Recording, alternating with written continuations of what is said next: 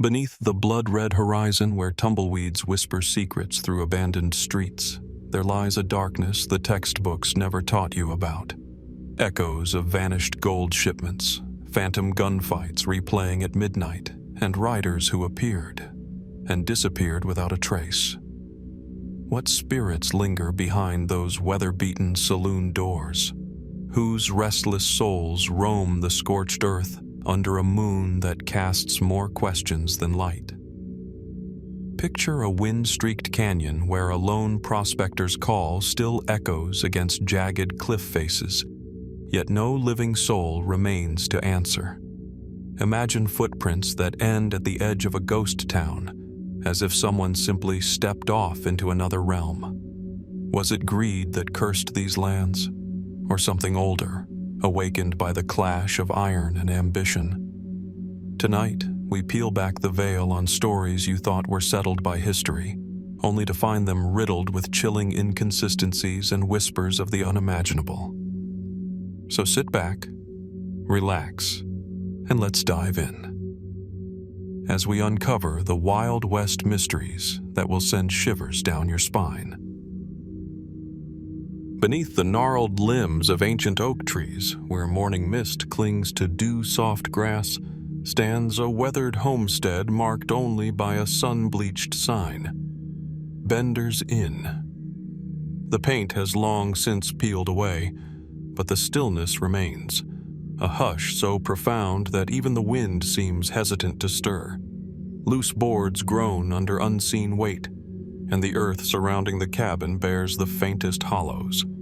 Shallow graves, unmarked, waiting. It was here, in the unsettled Kansas frontier of the early 1870s, that the Bender family, Pa, Ma, son John, and daughter, opened their doors to weary travelers, wagon trains, and hopeful homesteaders.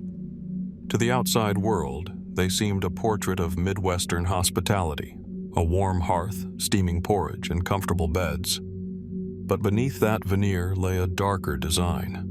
Guests who arrived full of optimism were sometimes never seen again, their belongings left behind in locked rooms, their tracks ending abruptly at the back door. Verified accounts tell us that in the spring of 1873, a search party discovered several bodies buried on the property, dismembered and hastily interred. Sheriff's reports noted inconsistencies: bloodstains cleaned from floors, handcuffs fashioned from homemade iron, and a facade of normalcy that masked something far more sinister.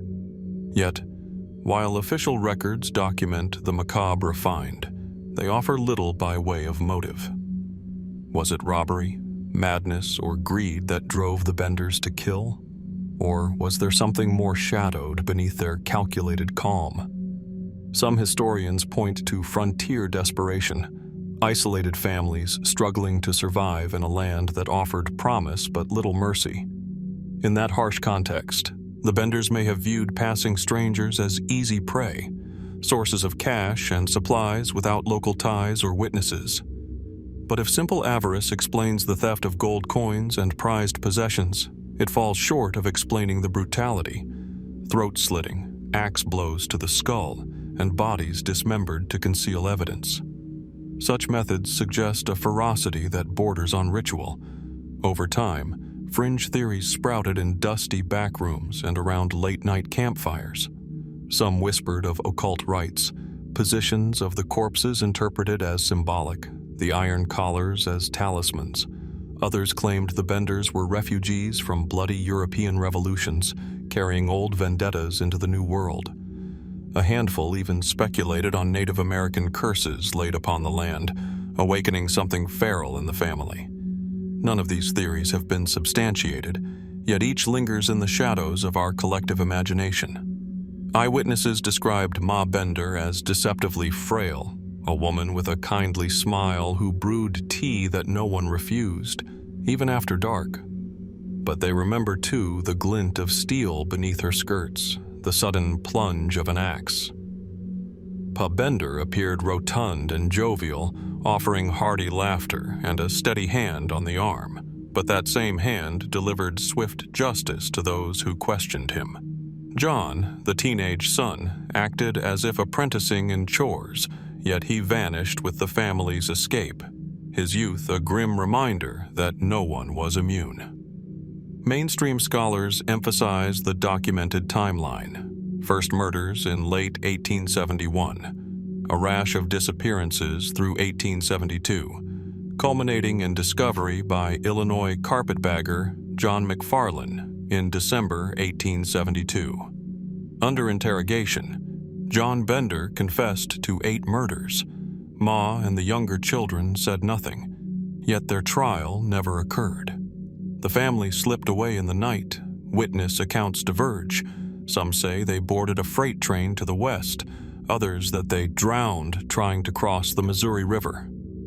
Officially, their fate remains unsolved. Artifacts recovered from the site only deepen the enigma.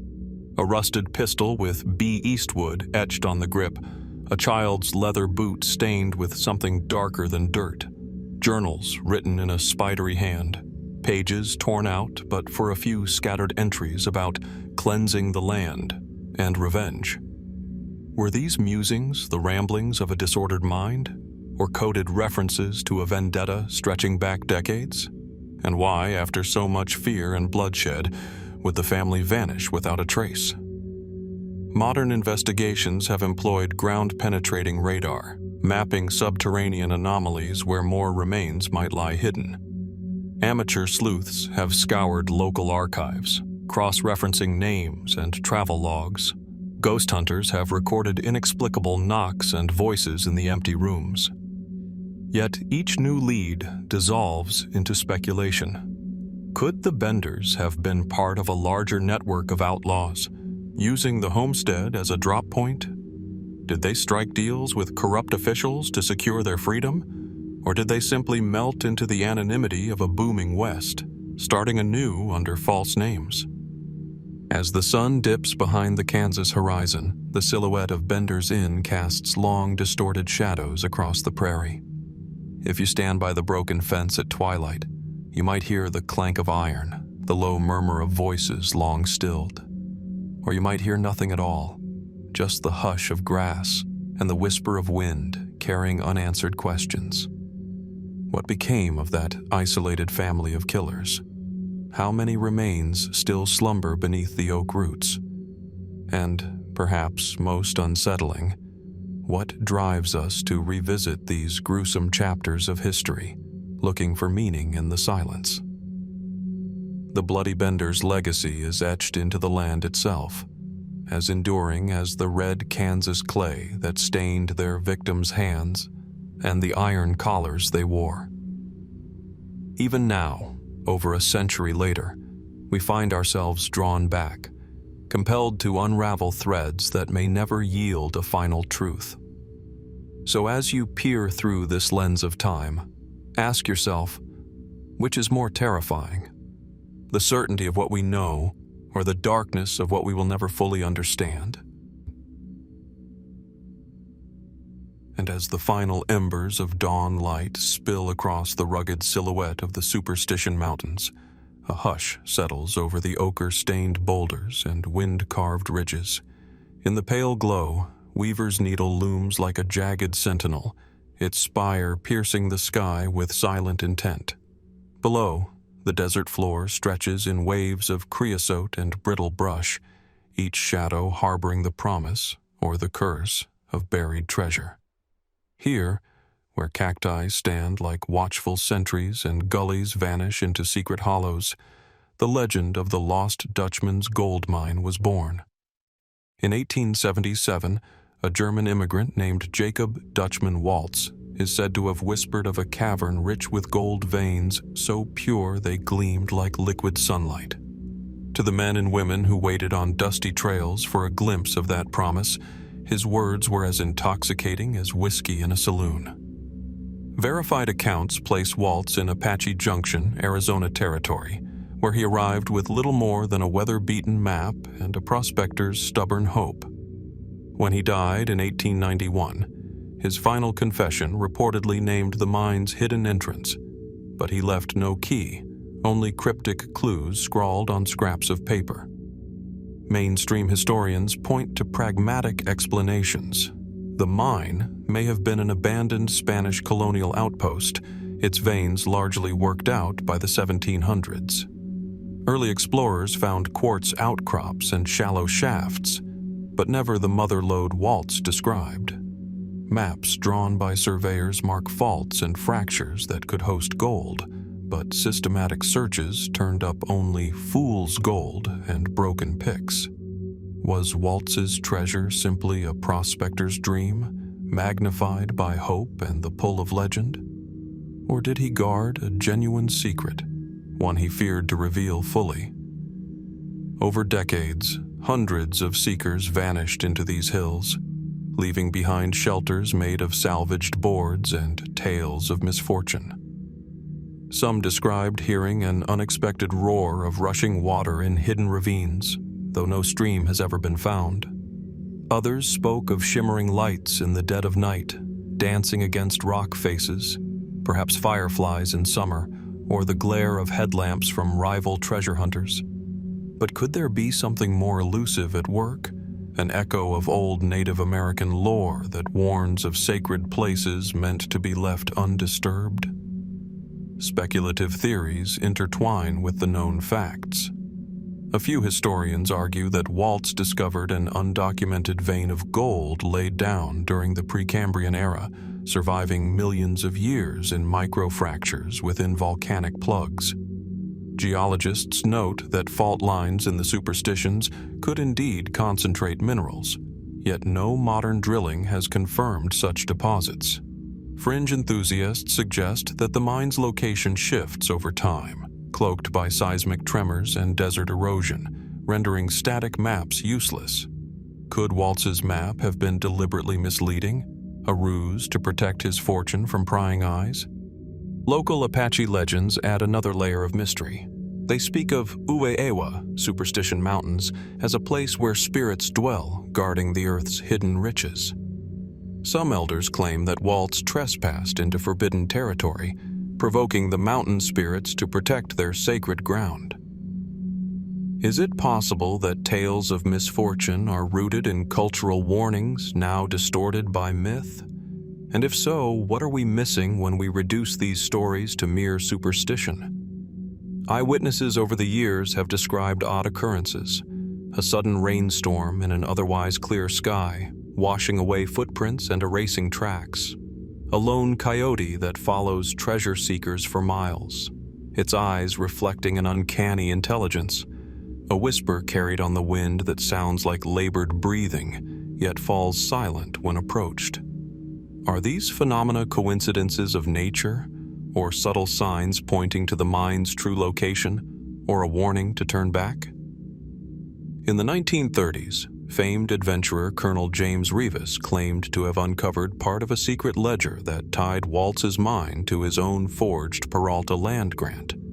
A scheme so elaborate it involved counterfeit documents and a swindle of millions. Ruess was eventually exposed, but some believe he stumbled upon real information before he was unmasked. Did he uncover genuine clues amid the forgeries? And if Ruess's deception overshadowed the truth, how many authentic scraps of evidence were discarded along with his fraudulent claims? Modern treasure hunters range from weekend hikers with metal detectors to high-tech teams employing ground-penetrating radar and LiDAR scans. Each autumn, as temperatures cool, hopeful souls gather at trailheads, clutching photocopies of Waltz's map and journals filled with their own observations. Yet, for all the equipment and determination, the mine remains elusive, its mouth concealed by centuries of sediment, by shifting boulders, or perhaps by Waltz's own cunning design. So here we stand, at the threshold of possibility, with nothing more than the silent monolith of Weaver's Needle above and the unyielding earth below. What draws us back, generation after generation? Is it the hope of wealth beyond imagining, or something deeper? A yearning to touch the past, to connect with those who came before us, to glimpse a secret the desert has jealously guarded? And perhaps the truest question of all, if we find the lost Dutchman's gold mine, Will the glittering promise satisfy us, or will it only open the door to new, darker mysteries yet untold? From the shadowed canyons of the Superstition Mountains, our trail winds eastward, carrying us into the sun-bleached ruins of Fort Bowie. Here, at Apache Pass, the air seems suspended in time, where the adobe walls, half collapsed and pocked by sun and wind, stand guard over memories of conflict and solitude. A lone mesquite tree stretches its gnarled branches across crumbling masonry, as if reaching back into the past. In the hush between seasons, the bones of the fort whisper stories both recorded and forgotten. Constructed in 1862 to secure the Butterfield stage route and protect settlers from the Chiricahua Apache, Fort Bowie rose first as pickets of timber, then as thick earthen bastions designed to withstand artillery. Soldiers drilled beneath its stark flagpole, their boots stirring dust as they patrolled the courtyard. Dispatches carried tales of fierce skirmishes, of surgeons' quarters turned operating theater after the Battle of Apache Pass, and of the lonely sentries who kept watch as desert suns soared. When the fort fell into disuse in 1894, it was left to the elements, its buildings gradually claimed by sand and time.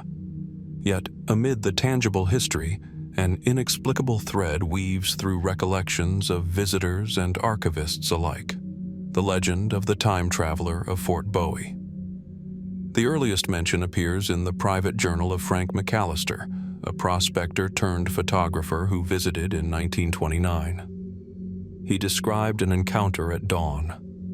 "I saw a lone figure emerge from the ruins, clad in dark garments unlike any I'd seen. His coat cut sharply at the waist, trousers too narrow for the era, and what looked like a polished metal box strapped to his wrist."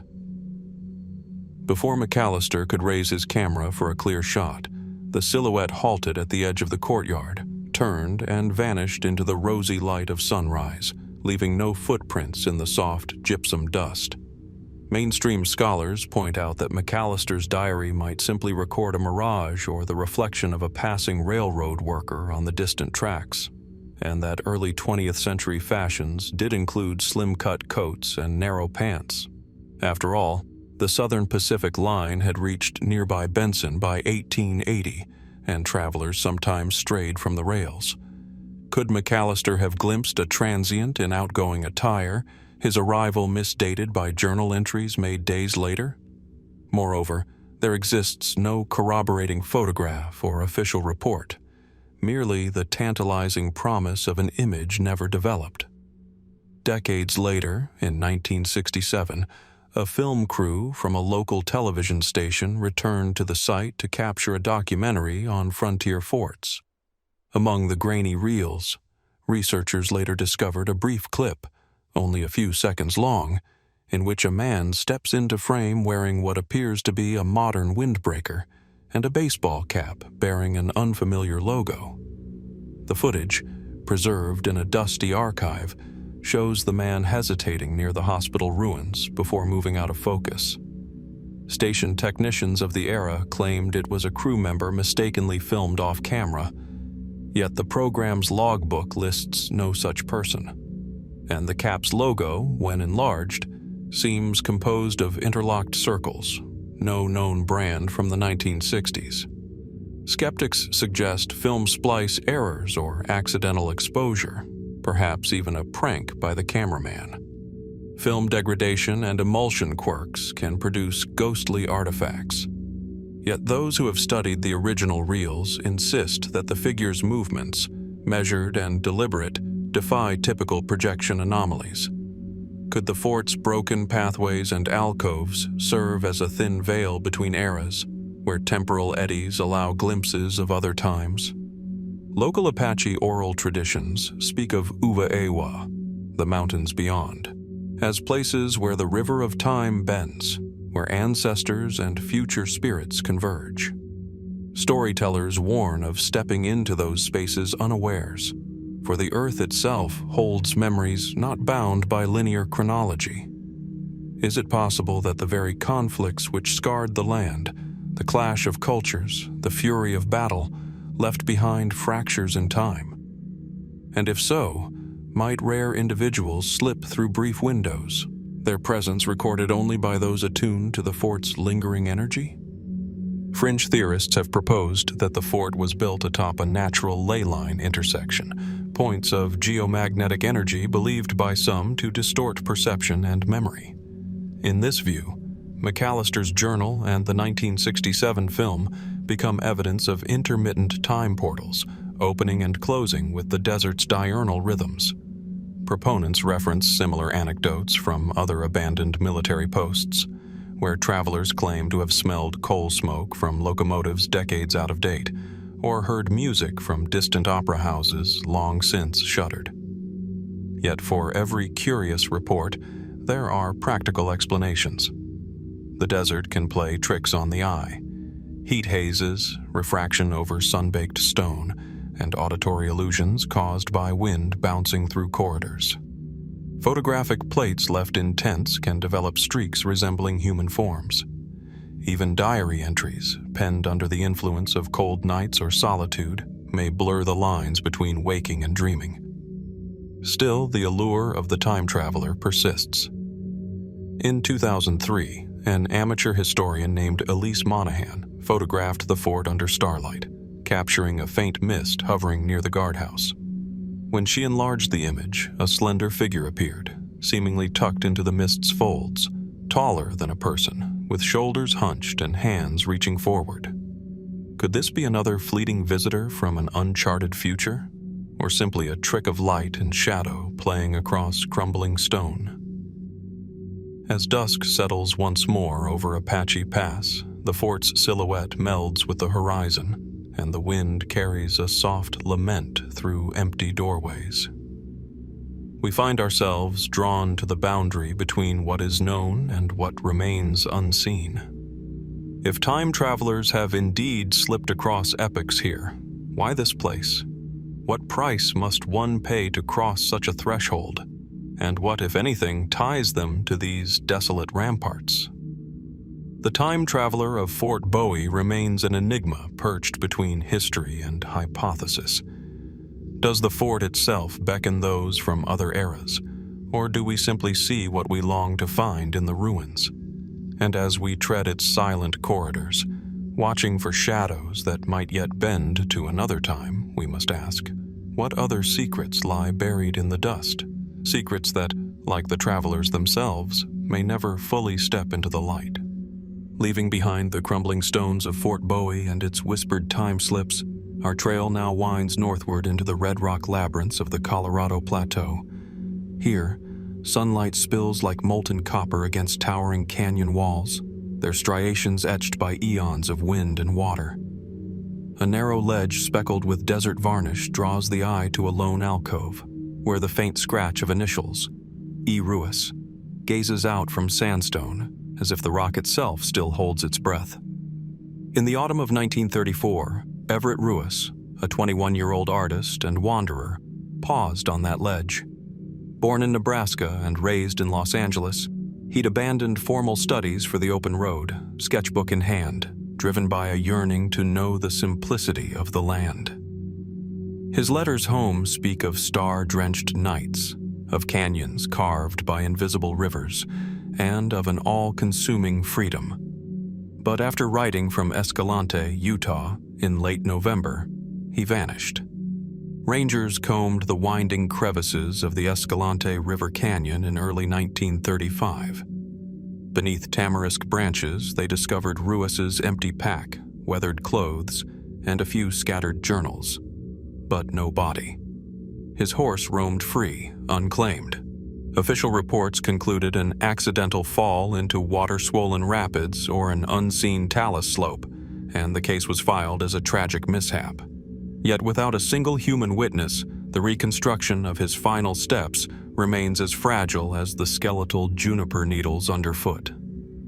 Mainstream historians emphasize Ruess's known travels. From Utah's slick rock mesas to Arizona's painted desert, he followed mapping lines penned by explorers before him. His last confirmed sighting occurred when a rancher spotted him riding toward the canyon's rim, his red hair aflame in the fading light. The hypothesis of drowning holds weight. Temperatures plunged after sunset, and the river's hidden currents could claim even the strongest swimmer. But if he slipped into the rapids, why did no body surface downstream? And if he fell from a cliff, why was there no sign of a tumble, no scattering of gear or bone fragments? As years passed, more curious details surfaced. A group of Navajo shepherds reported encountering a lone young man matching Ruess's description near Kayenta in early 1935, speaking in measured tones of a spirit journey and refusing food, claims that never reached official records. In 1940, a desert hunter discovered a rusted rifle beside a small cairn of stones, its style consistent with Ruess's old Winchester. But the weapon was coated in decades of dust, suggesting it had lain undisturbed far longer than anyone could confirm. Were these phantom sightings echoes of his path, or misremembered stories of travelers passing long ago? Speculative theories emerged in the following decades. Some conjectured that Ruess, enamored of Navajo culture, might have chosen to remain with a tribe, forsaking his former life and adopting a new name. Proponents cite his frequent journal entries praising indigenous ways of knowing the land. Yet veteran anthropologists dismiss this as romanticism. No tribe reported adopting an outsider in that era without leaving official traces. Others whisper he stumbled upon hidden smugglers' caches and met foul play at the hands of desperados guarding illicit routes. Could the same canyons that shelter secrets of ancient Puebloans also harbor outlaws who prefer their tracks untraced? In the 1990s, filmmaker and amateur sleuth Garth Harrison unearthed accounts of a hermit named John Ruess living near Bluff, Utah, between 1936 and 1938. Local lore describes a gaunt man who sketched canyon walls by lantern light, yet vanished when questioned. Harrison's cameras captured a hand-drawn map tucked inside an old trunk, an outline resembling a previously uncharted side canyon. But carbon dating of charred campfire remains suggested the fire predated Ruess's disappearance by decades, muddying the claim. Was Harrison chasing a phantom identity, or did someone intentionally plant false trails to mislead pursuers? Even modern technology has failed to resolve the mystery. Ground-penetrating radar scans of likely cliff fall zones turned up no anomalies. LiDAR surveys revealed no hidden caves matching Ruess's cryptic descriptions. Drone overflights have yet to find that elusive rocky alcove he called the Amethyst Cave, referenced only in a fragmented journal entry. As mapping precision has improved, the terrain itself seems to resist disclosure. Rock slides, flash floods, and shifting sands constantly rewrite the contours of the desert. Ruess's own words echo across time. Life seems a small bud, growing minute by minute, or perhaps a dry leaf stirred at random by the wind. What winds truly carried him away? If he slipped and perished, why does the silence weigh so heavily? And if he chose another path, vanishing into the culture he so admired, why leave behind the very journals that charted his yearning? Today, adventurers still tread the same sandstone ledges, tracing faint boot prints in morning frost. They pause where Ruess once paused, sketching sunrise hues against canyon walls that glow like embers. Some carry copies of his journals. Others whisper prayers into the narrow slot canyons. All wonder, did Everett Ruess become part of the landscape he so revered, his footsteps and heartbeat now woven into the desert's pulse?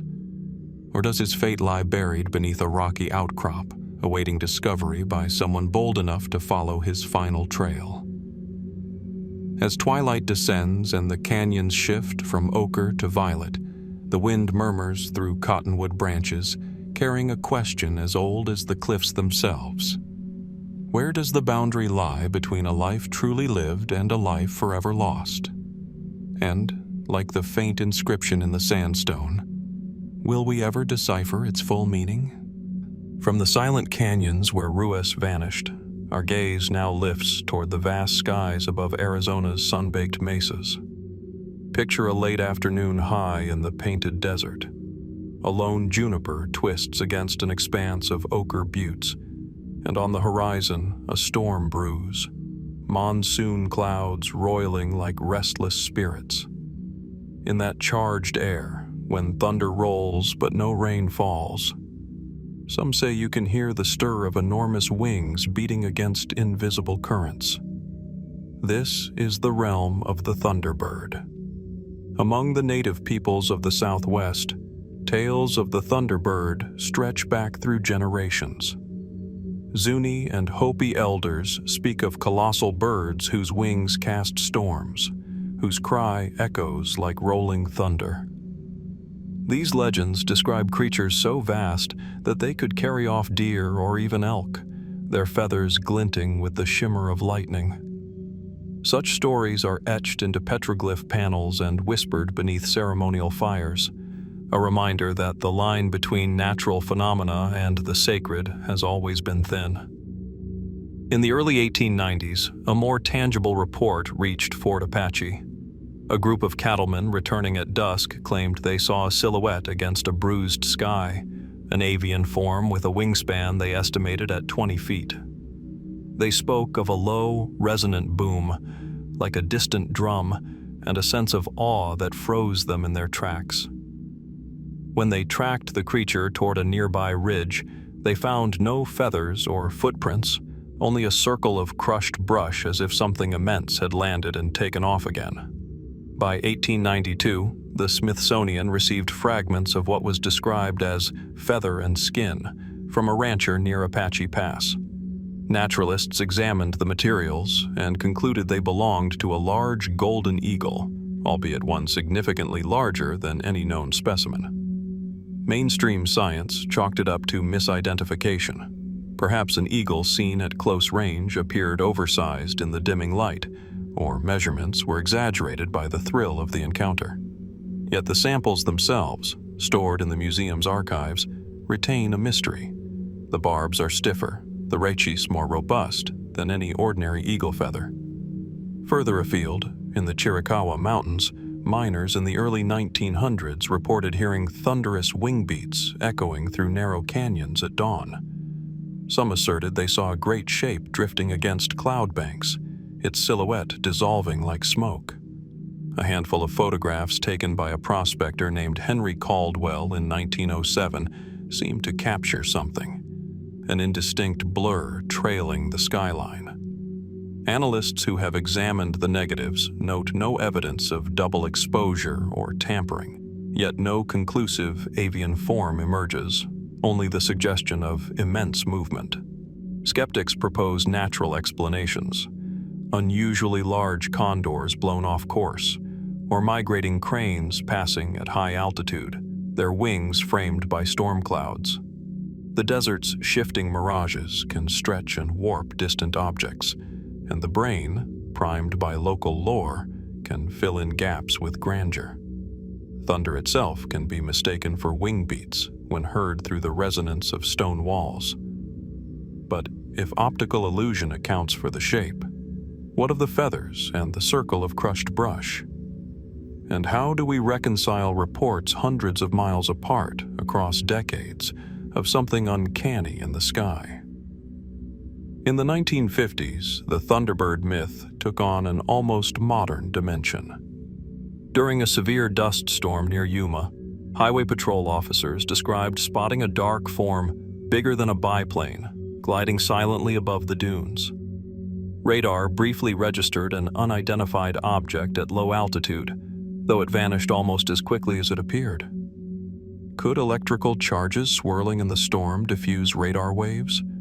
Or was something physical there to reflect the beam? The records remain sealed in a retired trooper's logbook, examined only by a handful of UFO researchers who note the parallel between Thunderbird lore and mid-century flying saucer reports. Anthropologists remind us that every desert storm carries its own music, electric discharges, swirling particulates, and gusts that can bend the senses. They point to the Thunderbird as an archetype, a projection of the land's raw power into the shape of an avian deity. Yet the persistence of eyewitness accounts, soldiers, ranchers, miners, park rangers, lends weight to the possibility that something extraordinary occasionally visits these skies. Is it entirely myth when multiple independent observers across time and place describe the same phenomena? Fringe naturalists have even floated the idea that relic populations of prehistoric megafauna, perhaps distant descendants of pterosaurs, survived in hidden refuges of the Southwest. In this view, the Thunderbird is not spirit but flesh and blood, a living fossil evading detection. Proponents cite an alleged 1948 sighting near Lake Mead, where witnesses drew sketches of a reptilian wing shape lifting off the water's surface. Critics point out that no bones or carcasses have ever been recovered, and that pterosaur physiology could not sustain powered flight in our modern atmosphere. In recent decades, motion-activated cameras placed along ridgelines have captured fleeting images. A large, dark shape arching across sunlit washes, a shadow darting over a rise. Biologists review the footage and note that vultures sometimes travel in groups, their overlapping wings creating the illusion of a single giant bird. Yet others maintain that the pattern of movement, straight, unhurried, defying thermal currents, differs from known raptors. Could there exist an undiscovered species, or might this be a natural phenomenon we have yet to categorize? Local indigenous communities maintain a respectful silence on the deeper meanings of the Thunderbird. They speak in private of balance and of powers that should not be invoked lightly. To them, the bird is part of a living tradition, its presence tied to rituals and rains. When outsiders recount tales of monster birds or cryptids, the elders sometimes smile, offering measured responses that neither confirm nor deny. Perhaps the true mystery lies not in the sky, but in our desire to possess stories that may never yield their full truth. As the sun dips behind Sedona's red spires, the last light brushes the cloud undersides in fire-tipped strokes. In that fleeting glow, one might imagine the silhouette of impossibly broad wings, an echo of ancient thunder. We stand beneath the vast dome of sky, feeling both infinitesimal and connected to the countless voices that have looked up in wonder. What roams those heights when storm clouds gather? And will the Thunderbird, real or imagined, continue to remind us how much of this world remains just beyond our grasp? Leaving the vast skies where Thunderbirds once stirred storms, our journey now descends into the high desert plains of West Texas, where the horizon stretches flat and endless. Just north of the small town of Marfa, the evening air takes on a crystalline stillness, and the landscape becomes a stage for a mystery that has captivated travelers for more than a century. Here, along a lonely stretch of State Highway 90, the darkness is absolute, until faint bluish or reddish spheres begin to shimmer, bobbing above the desert floor like will-o'-the-wisps calling from another realm. The first reliable account dates to 1883, when Robert Reed Ellison, a local railroad conductor, noted in his journal the appearance of ghostly bonfires dancing in the distance, their glow undimmed by any visible source. As twilight deepened, the lights would hover, split apart, then dart across the skyline before vanishing altogether. Early settlers, bewildered, spoke of jackrabbit eyes or campfires left by Comanche scouts, yet those explanations failed to account for the light's unpredictable movements and their ability to fade in one moment and flare in the next. By the 1930s, the Marfa lights had become a fixture of regional folklore. Ranchers drove out to witness the phenomenon, describing orbs that ranged in color from pale white to deep crimson, sometimes merging into a single brilliant blaze. Tourists gathered on the old viewing platform, cameras and binoculars in hand, only to find their equipment occasionally malfunctioning. Films fogged by unknown radiation, compasses skewed by unexplainable magnetic shifts. Local newspapers ran stories with headlines as matter-of-fact as "Marfa Lights Baffle Officials," noting that Texas law enforcement and even military observers stationed at Fort D.A. Russell had tried and failed to offer a satisfactory explanation. Mainstream researchers propose that the lights are nothing more than automotive headlights refracted by layers of warm air near the ground. Under certain atmospheric conditions, especially during temperature inversions, light can bend over the curvature of the Earth, creating distant images that seem to hover. Experiments have shown that car headlights from Highway 67, nearly 20 miles away, can appear and disappear in patterns that align with Marfa's famous orbs.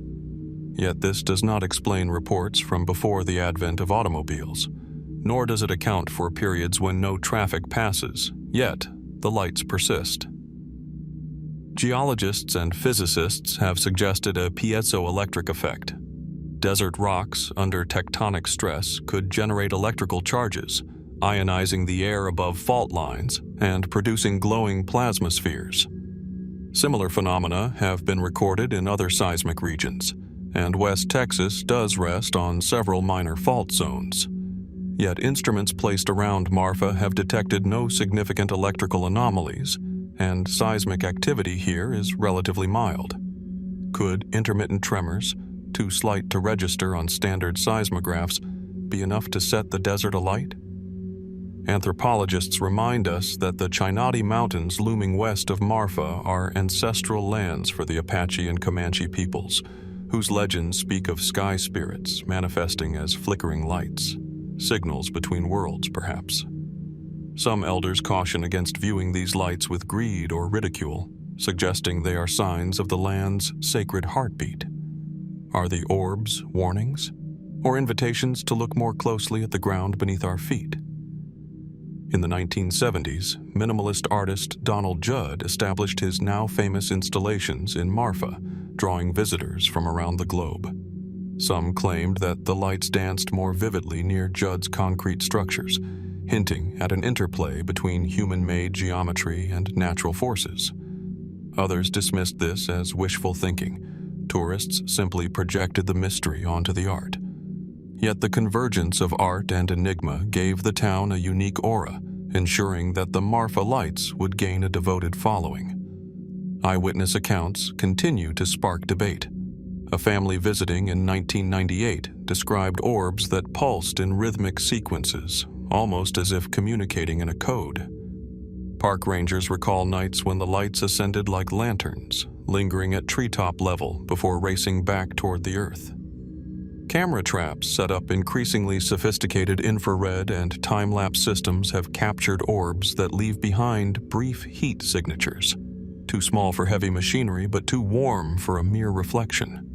Specialists debate whether these readings are artifacts of the sensors or genuine thermal anomalies. Fringe theories abound.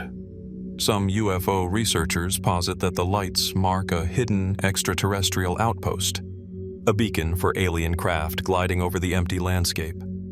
Others suggest a connection to ley lines, imaginary vectors of Earth's magnetic energy often invoked to explain everything from crop circles to haunted mansions. Could Marfa lie at a nexus of unseen currents that animate the very air with luminescent possibility? Most pragmatists, however, advise caution. They note that human perception is easily fooled in the desert's extreme contrasts. Bright orbs can appear enormous at a distance, only to shrink when approached. They warn against allowing the mind to fill gaps in vision with anticipation or fear. Yet even the staunchest skeptics admit that there are moments when the lights act unlike any known optical illusion, splitting into 3 or 4 spheres, hovering beyond hills where no exact light source exists, or flickering in rapid succession like a celestial Morse code. On clear nights, visitors gather at the Marfa viewing site, wrapped in blankets against the chill. They listen as tires crunch on gravel, then hold their breath as something insubstantial emerges on the horizon. An orb glowing white, then shifting to amber, bobbing up and down as though riding invisible waves. Cameras click, whispers ripple through the crowd. What do they see? A trick of the light, a geological quirk, or a whisper of something ancient and unfathomable? As the final spark fades into the night, leaving only the vast darkness and the distant hum of the wind, we are left with more questions than answers. Why here, on this remote stretch of Texas highway, do lights refuse to stay grounded in explanation? What layers of reality and perception intertwine to produce this quiet spectacle?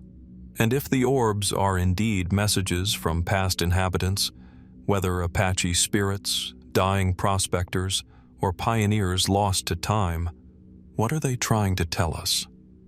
The ghost lights of Marfa continue to dance at the edge of our understanding, reminding us that the ordinary world holds pockets of wonder we have yet to decipher. As you stand beneath the open sky, waiting for that first flicker on the dark horizon, ask yourself, are you witnessing science or spirit, fact or fiction, or perhaps something waiting patiently until we learn to look with new eyes? As the last embers of the Marfa lights fade into the vast Texan night, our path turns northwestward, across plateaus and arroyo gullies, toward the high desert where Navajo lands touch the horizons of Arizona and Utah.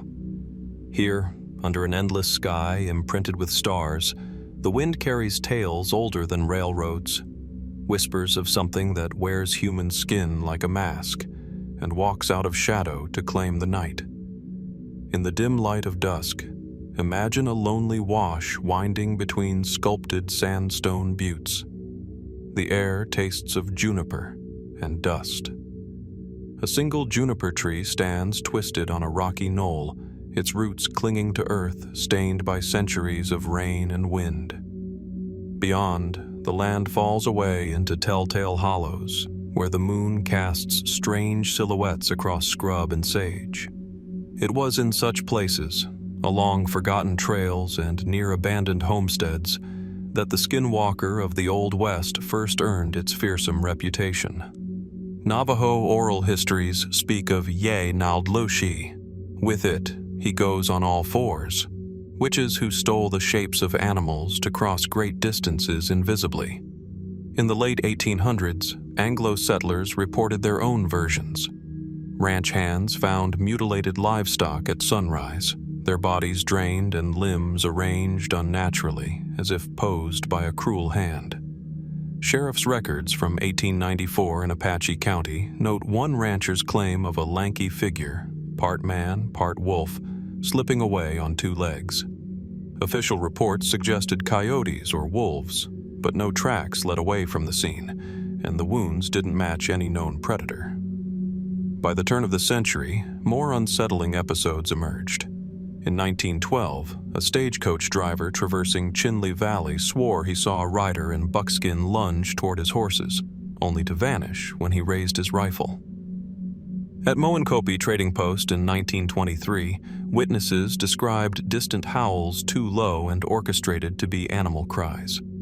Some who approached reported a sickly sweet odor, like decaying sagebrush.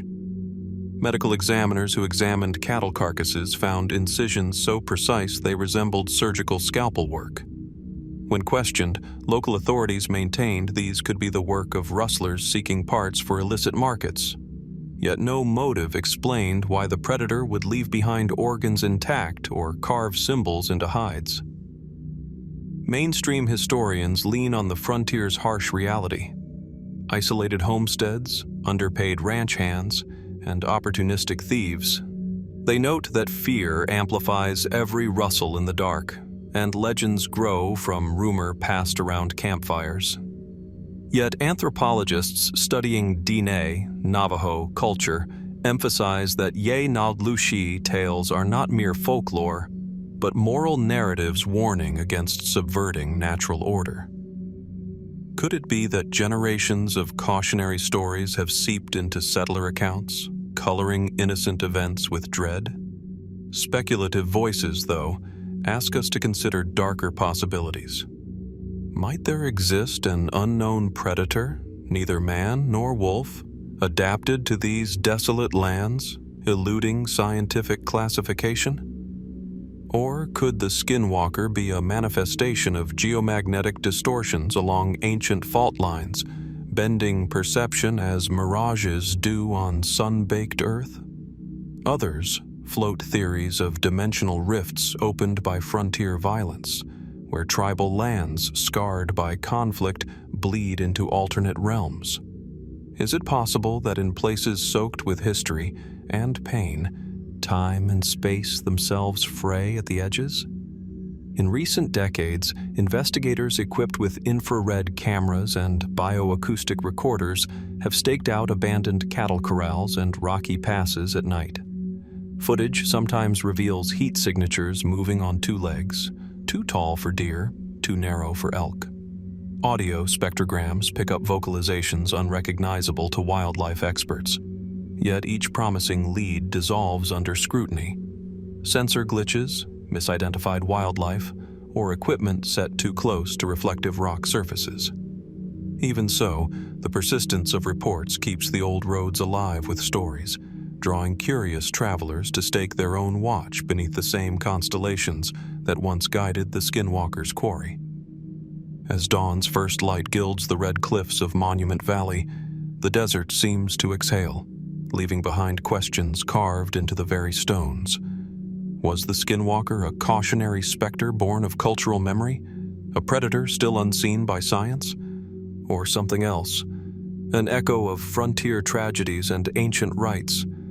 The tracks may have faded and the rustlings silenced by daylight, but the mystery endures, waiting in the hush between heartbeats. What moves through these canyons when no human eye can follow? And in the long silence of the high desert, what truths lie hidden beneath the sands, cloaked in skin and shadow, just beyond our reach? As dawn's first light seeps over the granite walls of Carbon County Jail in Rawlins, Wyoming, the air grows still, so still that even the creaking of the old gallows seems to hold its breath. Below the scaffold, the rough-hewn timbers bear scars of an event that drew a frontier town to its feet: the hanging of big-nosed George Parrott on April 28, 1881. Yet beside the empty noose meant for his unnamed partner, the shadows linger, haunting reminders of a second man who vanished without a trace. George Parrott, notorious for his role in stagecoach robberies and a deadly shootout at Salt Creek, left a trail of broken dreams and spilled blood across the territory of Wyoming. Captured after a bloody confrontation, he was convicted of murdering Sheriff Josiah Hazen. Lawmen, eager to mete out frontier justice, rounded up George and another outlaw, binding both in heavy iron chains. On the morning of the execution, however, only one prisoner stood before the vigilante crowd. The other had slipped away, his identity erased, his absence explained away as a clerical error or a last-minute pardon. But official records offer no name, no date of birth, no clue as to who escaped the noose. Mainstream historians point to the chaotic nature of frontier record-keeping. In those days, aliases abounded, and sheriffs often relied on witnesses whose memories blurred under duress. Could the second man have been misidentified from the start? Another outlaw wrongly jailed and quietly released? Or was he a deliberate accomplice whose true name was concealed by powerful friends in distant mining camps? Documents from the Territorial Secretary's office mention correspondence about a Mr. Parrott's companion, but the letters end mid-sentence, as if the sender feared what might be revealed. Yet the whispers of witnesses add color to the ledger's blank spaces. Some townsfolk recall a gaunt figure in tattered buckskins standing just beyond torchlight, who offered George a wry nod before the trapdoor fell. Others swear they heard two footsteps echo on the plank, one a heavier, deliberate scrape, and the other lighter, as if dancing away into freedom. Could George's accomplice have been hiding in plain sight, blending into the crowd until night swallowed him whole? Over the years, various men have claimed, or have been claimed, to be the missing outlaw. In 1902, a self-styled Buckskin Bill wandered into a Texas saloon, brandishing a jagged revolver and telling tales of Wyoming's most infamous hanging. Contemporary newspapers entertained his story, but local lawmen dismissed Bill's accent and mannerisms as too polished for someone who'd spent years on the run. Still, the legend endured, that a once-wanted man lived on, wearing a false whisker or an assumed name, watching the world change while the memory of Rawlins' gallows dimmed. Folklorists have suggested a more poignant possibility, that the second man was not an outlaw by choice, but a desperate friend, coerced into complicity by threats or debts. In that telling, he lingered near George's side, torn between loyalty and the specter of execution. At the last moment, perhaps under promise of clemency, he traded lives, offering George up in his stead, only to vanish into anonymity. Could this have been a final act of sacrifice? And if so, why would the courts allow him to walk free, unspoken in their annals? Speculative theories stretch farther still. Some fringe historians propose that the accomplice struck a deal with the Union Pacific Railroad, whose stockholders feared bad publicity from a second hanging. In this version, railroad attorneys intervened quietly behind closed doors, trading financial settlements for the man's freedom.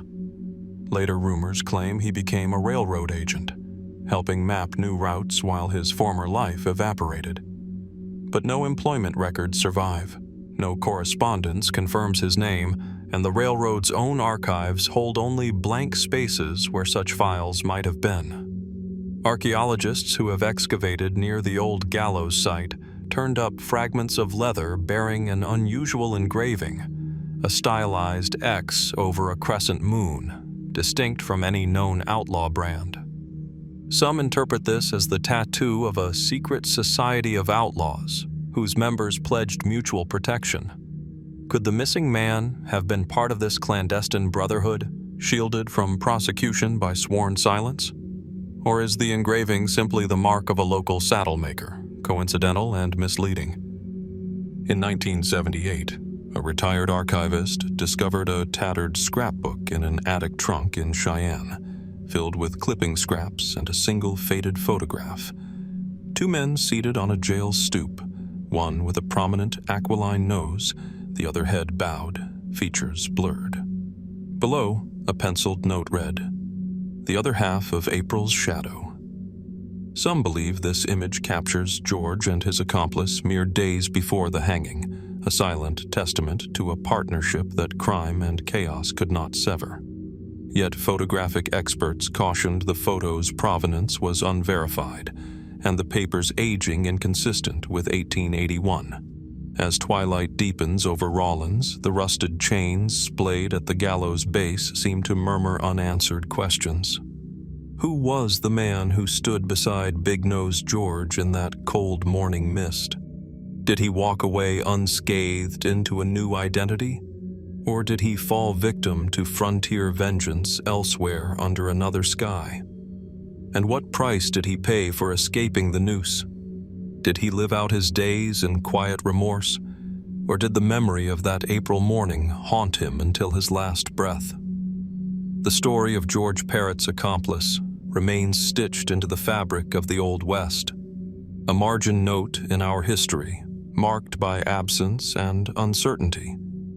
As we trace the worn pathways of Rawlins and sift through faded documents, we must ask ourselves, can we ever truly uncover the fate of a man erased by circumstance? And in the silent gap beside that single hanging noose, what shadows of loyalty, fear, and desperation still linger, waiting for a name? From the moonlit mesas where the Skinwalker's whispers fading into silence, our path now turns westward, across the arid expanse where no grass grows and the earth seems to breathe its own heat. Imagine standing on the crest of a windswept dune at dawn, the sky a pale wash of rose and gold, while beneath your boots the sand radiates warmth so fierce it sears through leather soles. To the north, the jagged teeth of the Panamint Range loom against the horizon, their summits still crowned with winter snow. This is Death Valley, a land of extremes, where water vanishes as quickly as it appears, and where, in the spring of 1849, a band of hopeful prospectors walked into legend and then simply disappeared. They called themselves the 49ers, young men driven by fevered dreams of California's gold fields. Leaving Placerville with wagons heavy with provisions, they followed crude maps and promises of a shorter route south. Mainstream accounts tell us the party numbered nearly 30 cart drivers, blacksmiths, farmers, and that they skirted Owens Lake before striking east into the valley. At first, the land seemed benign, a shallow alkali basin glittering like a frozen sea under the sun. But when their guide's compass spun uselessly, the wagons veered off course. Water holes they expected to find lay dry. Creeks were nothing more than cracked gullies. By the third day, their oxen stumbled on sharp obsidian shards. Temperatures soared past 120 degrees, and the men's journals record tongues swollen and vision blurred. Those who bent to scoop water from shallow pools recoiled in pain, the saline burn stinging their lips. One pioneer, named Tom Ellis, wrote in spidery ink, "We thirst for mercy more than for water." When morning came, 2 wagons lay abandoned atop a ridge, their wheels sunk waist-deep in shifting dunes. The last entry ends mid-sentence. "I can see a mountain, yet it moves." And then the ink fades into nothing. Search parties arrived months later, finding charred campfires and scattered belongings, rusted pans, a torn blanket fluttering on a creosote bush. But of the 49ers themselves, there was no sign, no graves, no skeletons, no skeletal horses tethered to skeletal wagons. Official dispatches concluded they perished of thirst or heat stroke, their remains too scattered, or perhaps too swiftly consumed by carrion birds and scavengers to leave trace. Yet without bones or artifacts to mark their passing, even that explanation feels incomplete. Speculative voices emerged almost immediately. Local Paiute testimonies speak of a group arriving at a hidden spring deep within Titus Canyon, led there by a spirit guide. They drank their fill, the legend goes, then followed the canyon's winding floor until they came upon a verdant oasis walled by towering cliffs. Some elders still whisper that the 49ers crossed the threshold into a pocket of land so sheltered that rainfalls formed clear pools beneath willow groves, an Eden beyond the desert's wrath. Could the party have found refuge in such a secret haven, choosing to stay rather than return to a world of greed and peril? Fringe theories deepen the mystery. In the 1930s, a prospector named Carl Monter saw an apparition of a man in ragged clothes standing at dawn on the shoulder of what is now Highway 190. Monter described him as gaunt, with eyes like polished obsidian, gazing down the valley as if waiting for a message. When the apparition vanished, there remained a single footprint pressed into the hardpan, too large to match any known shoe size of the era. Some say this was the ghost of Ellis, forever searching for water. Others believe it marked the edge of an unseen passage. More recent investigations have turned to the valley's subterranean secrets. Geologists note that Death Valley sits atop layers of alluvial fans and ancient lake beds, suggesting the possibility of deep aquifers near hidden faults. Could the 49ers, guided by instinct or dare, have trenched into these fissures and tapped fresh springs long forgotten? Modern ground-penetrating radar scans reveal anomalies beneath certain rocky outcrops, shapes too regular to be natural boulders. Are these the remains of a clandestine camp, buried beneath centuries of sediment? Skeptics caution against chasing mirages. They point out that desert storms can erase footprints overnight, and that scavengers scatter bones across great distances. They note that journals often exaggerate distances and features, colored by fear and delirium. And yet, even the most pragmatic investigator must pause at the absence of physical remains. In most cases of death by dehydration, burlap-wrapped bodies crest the hot winds as brittle effigies.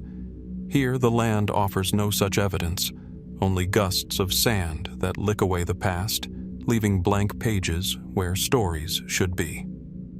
Local artists and writers inspired by the 49ers' fate have woven the mystery into Death Valley's cultural fabric.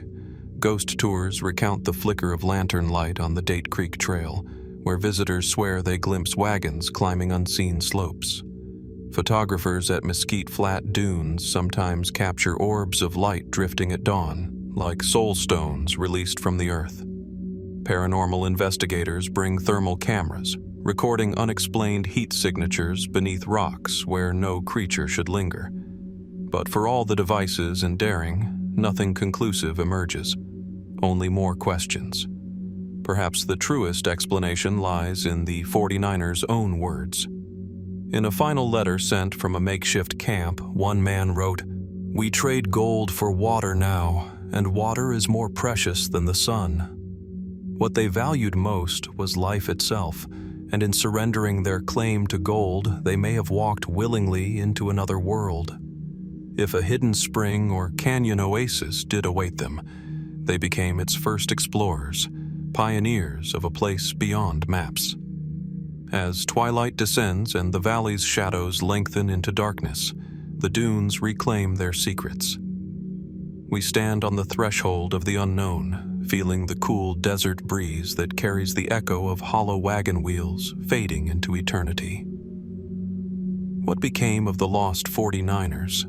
Did they vanish into the sands, transform into desert legends, or discover a refuge beyond reckoning?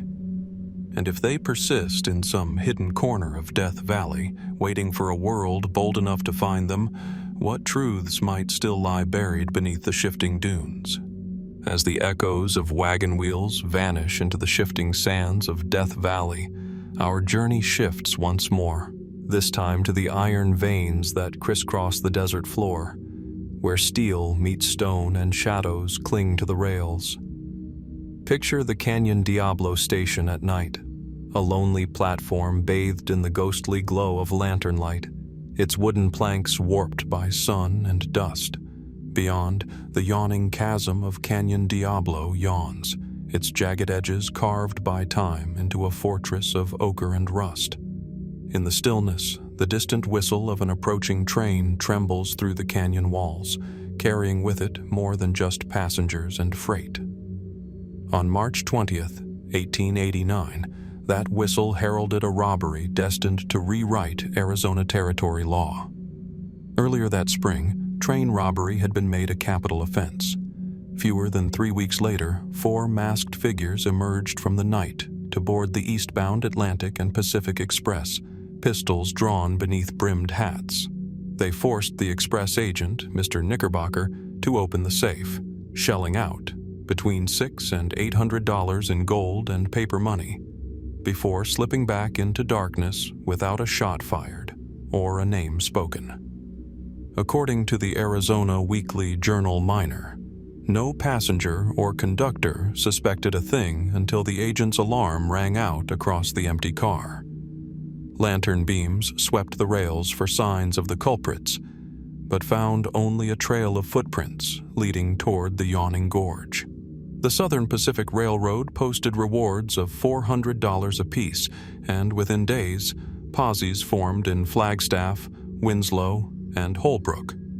Leading one pursuit was Yavapai County Sheriff Bucky O'Neill, a former Rough Rider whose steely resolve would soon be tested by miles of sun-bleached desert and fractured terrain. Over the next fortnight, O'Neill's posse, joined by a Wells Fargo agent and a pair of deputies, tracked the outlaws from the plateau above Monument Valley, across Navajo reservation lands, and over the swollen Colorado River. By April 1st, they cornered 4 men in a tangled thicket near Cannonville, Utah. What began as a quiet arrest erupted into a fierce gunfight. Shots rang against mesquite and juniper, one horse fell under fire, and the bandits, low on ammunition, fled on foot until, one by one, they were brought down. Their names, John Halford, William Styron, Daniel Harvick, and J.J. Smith, were scarcely known to the frontier, yet they had walked the same dusty tracks under the same silver moon. But the story takes another turn. As the posse transported their captives back through New Mexico, J.J. Smith slipped his shackles near Raton Pass and leaped from a moving train into the darkness. Tracks were followed by lantern-light horses, but he vanished without a trace, as if swallowed by the desert night. Days later, a weary Smith was recaptured in Texas, claiming only that he outran death once, and would do so again if given the chance. Such an escape underlined the mystery. How could a man slip free from iron and lawmen only to be caught again by fate rather than by force? In Prescott, all 4 men were offered a grim bargain: plead guilty to highway robbery, thereby avoiding the gallows, and receive decades behind Yuma's stone walls. Halford, Styron, and Harvick accepted, each drawing a 25-year term. Smith, once recaptured, received 30 years. Yet the new train robbery statute was never applied. Records show Smith's health failing. Fellow prisoners testified he had not taken part in the heist, and by August 1893, the escaped outlaw had walked free, leaving behind unanswered questions and a reservoir of rumors.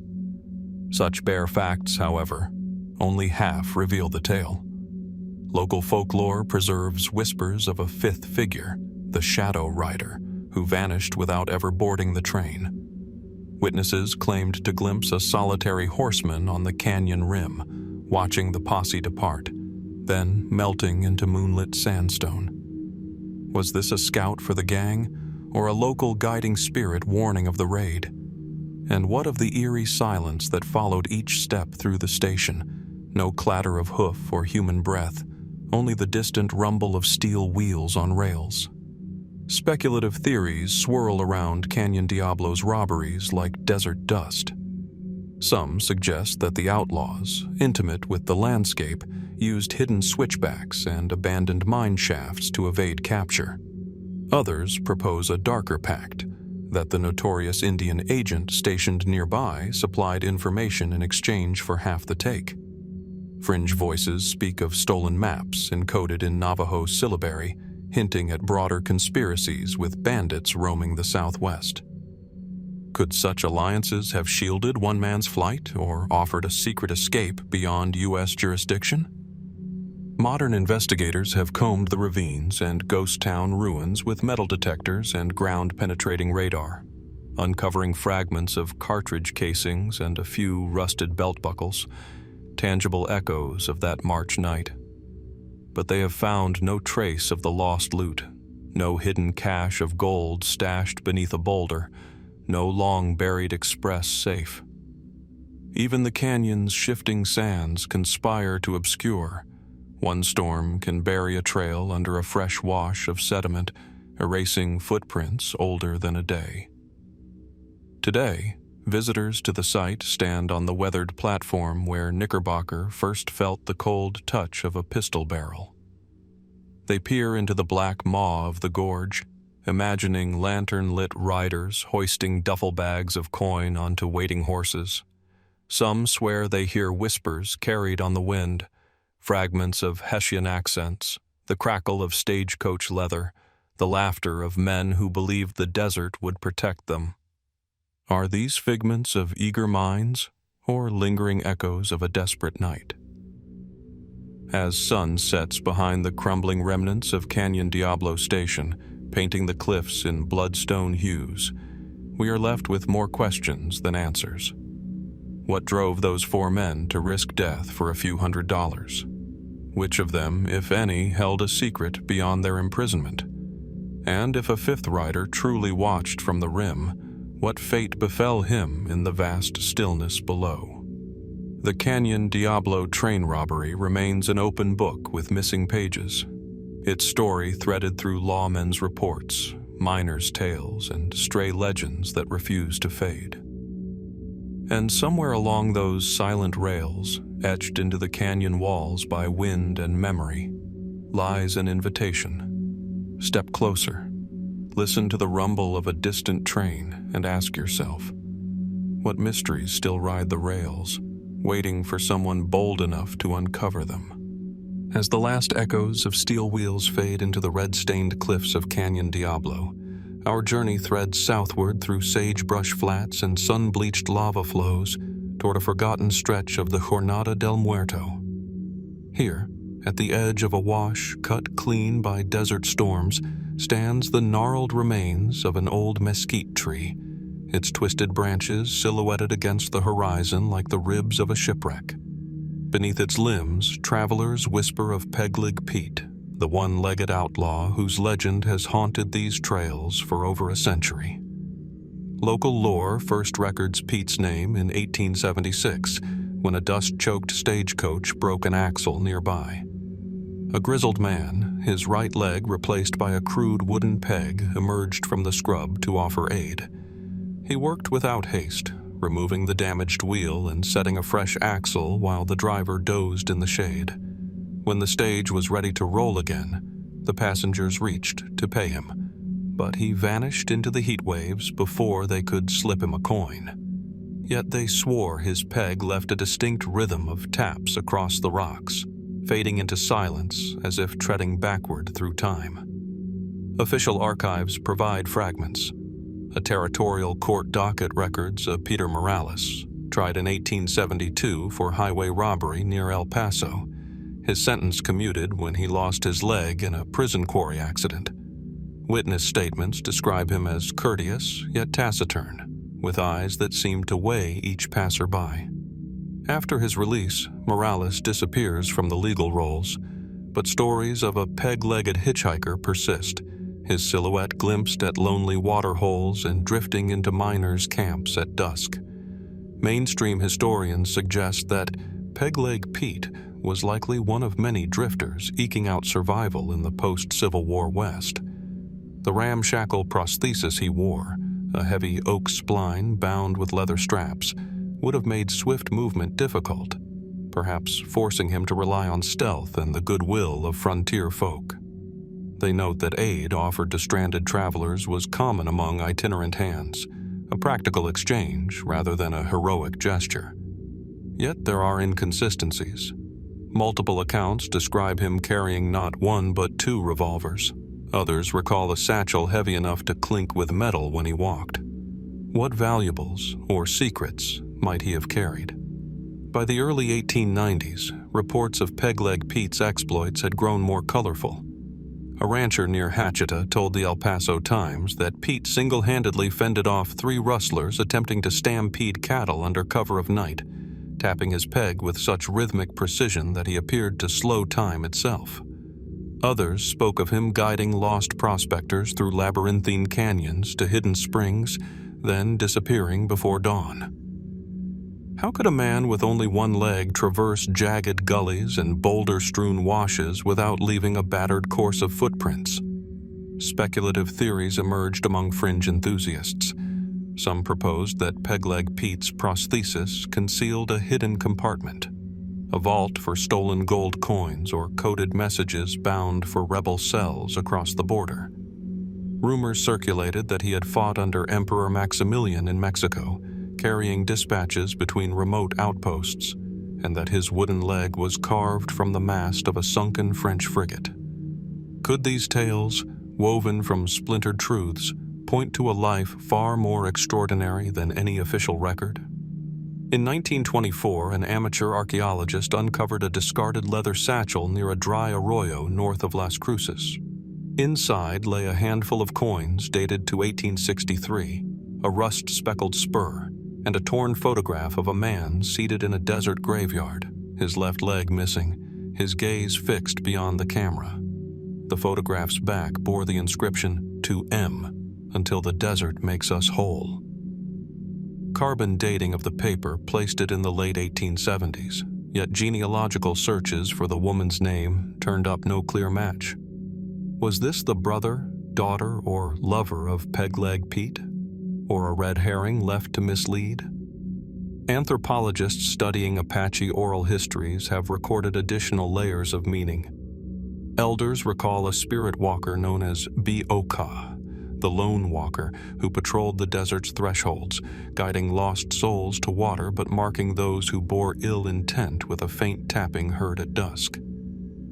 Could the legend of Pegleg Pete be a human echo of an older tale, a merging of fact and myth as strangers hammered nails into the frontier's raw frame? Modern treasure hunters swarm the old washes when monsoon storms reveal new artifacts, sifting through gravel bars for fragments of Pete's peg or the hilt of a worn revolver.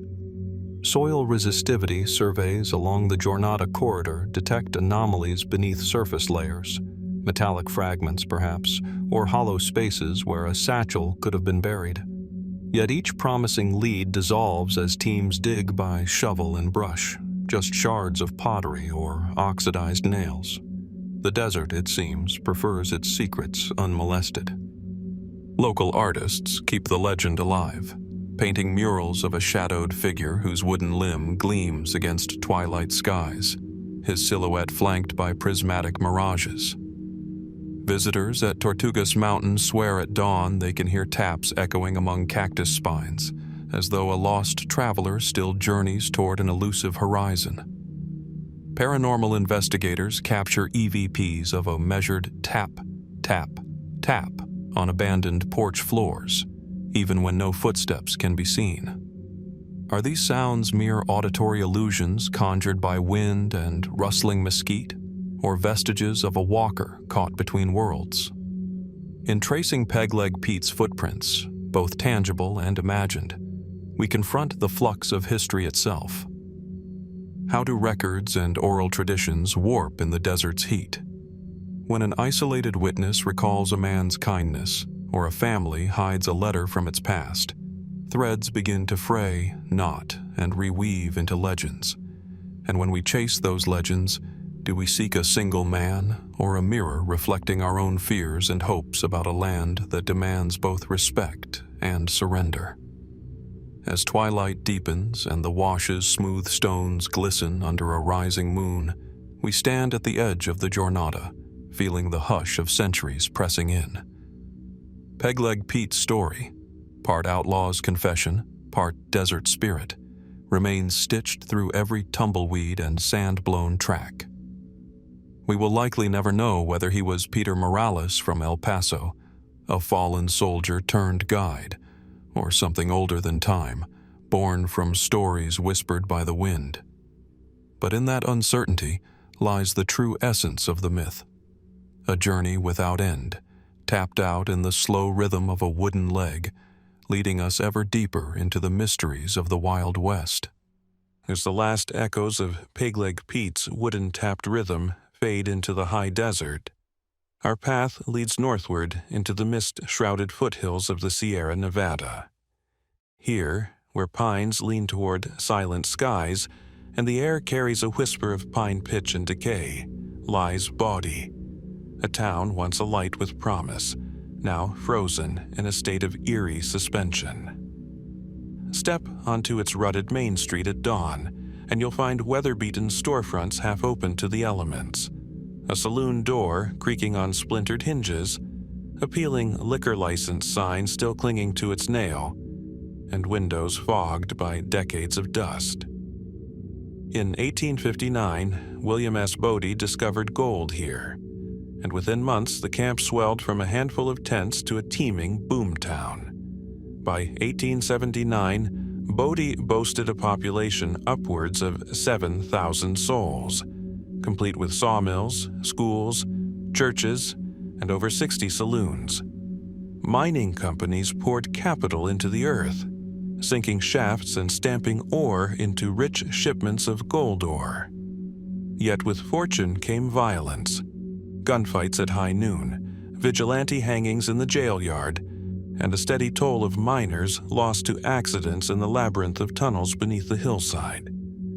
Today, more than a century since Bodie's heyday, the town stands as a ghost in more than name.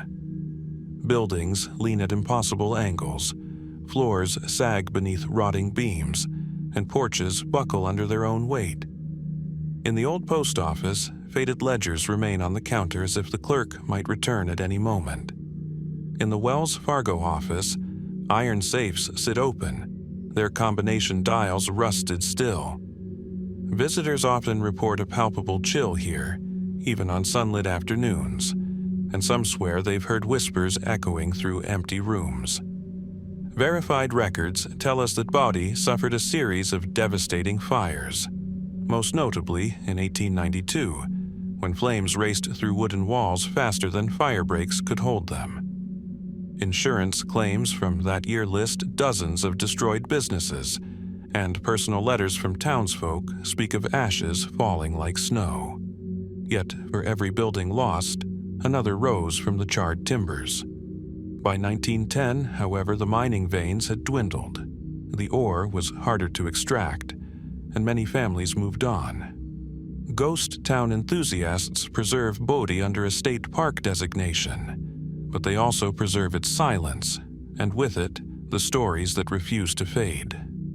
Among these stories is talk of a curse, sometimes called Bodie's blood debt. In the town jail, where vigilantes once lynched suspected horse thieves, visitors claim to feel sudden pressure on their chests, as though unseen hands are reminding them of unpaid reckoning.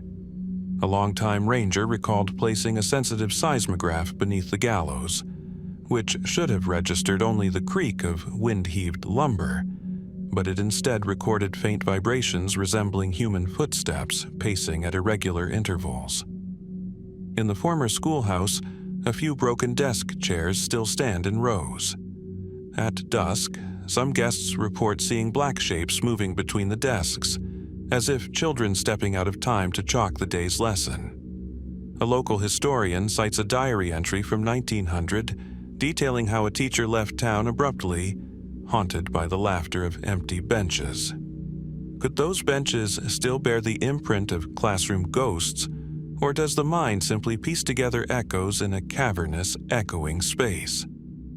Mainstream scholars point out that Bodie's preservation as a ghost town museum invites projection. Visitors want to feel history breathing around them. Wind can slip through broken windows to produce moans and groans. Settling timber can mimic footsteps. But even skeptics admit that some occurrences defy simple explanation. A series of photographs taken inside the model building in 1975 reveal orbs of light drifting past shuttered windows, light patterns inconsistent with known reflections or camera artifacts. And in 1983, a group of Boy Scouts reported their compasses circling wildly near the Bodie Chinese graveyard, where over 100 miners of Cantonese origin were interred in the 1880s. Fringe theories deepen the intrigue. Some suggest that Bodie's mines tapped into a subterranean fault rich in quartz veins, charged with piezoelectric energy that might ionize air and create luminous anomalies or electromagnetic disturbances.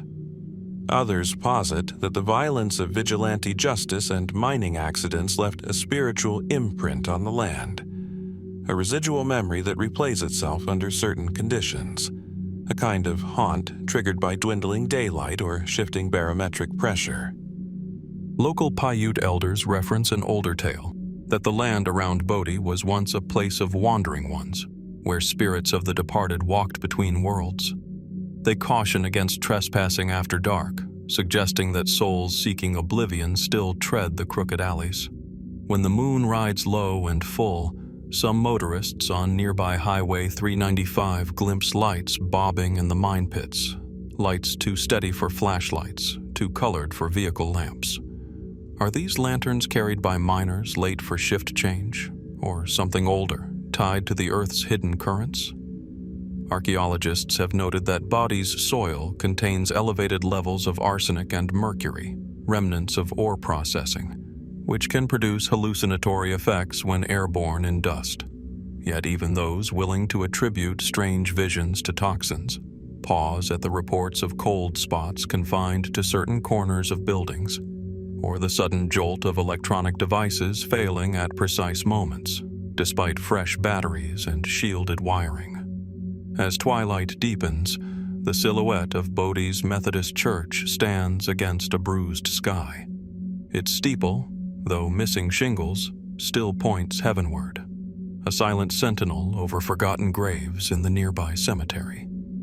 Some visitors lay flowers at unmarked stones, feeling compelled by a nameless urge, as though answering an unspoken plea.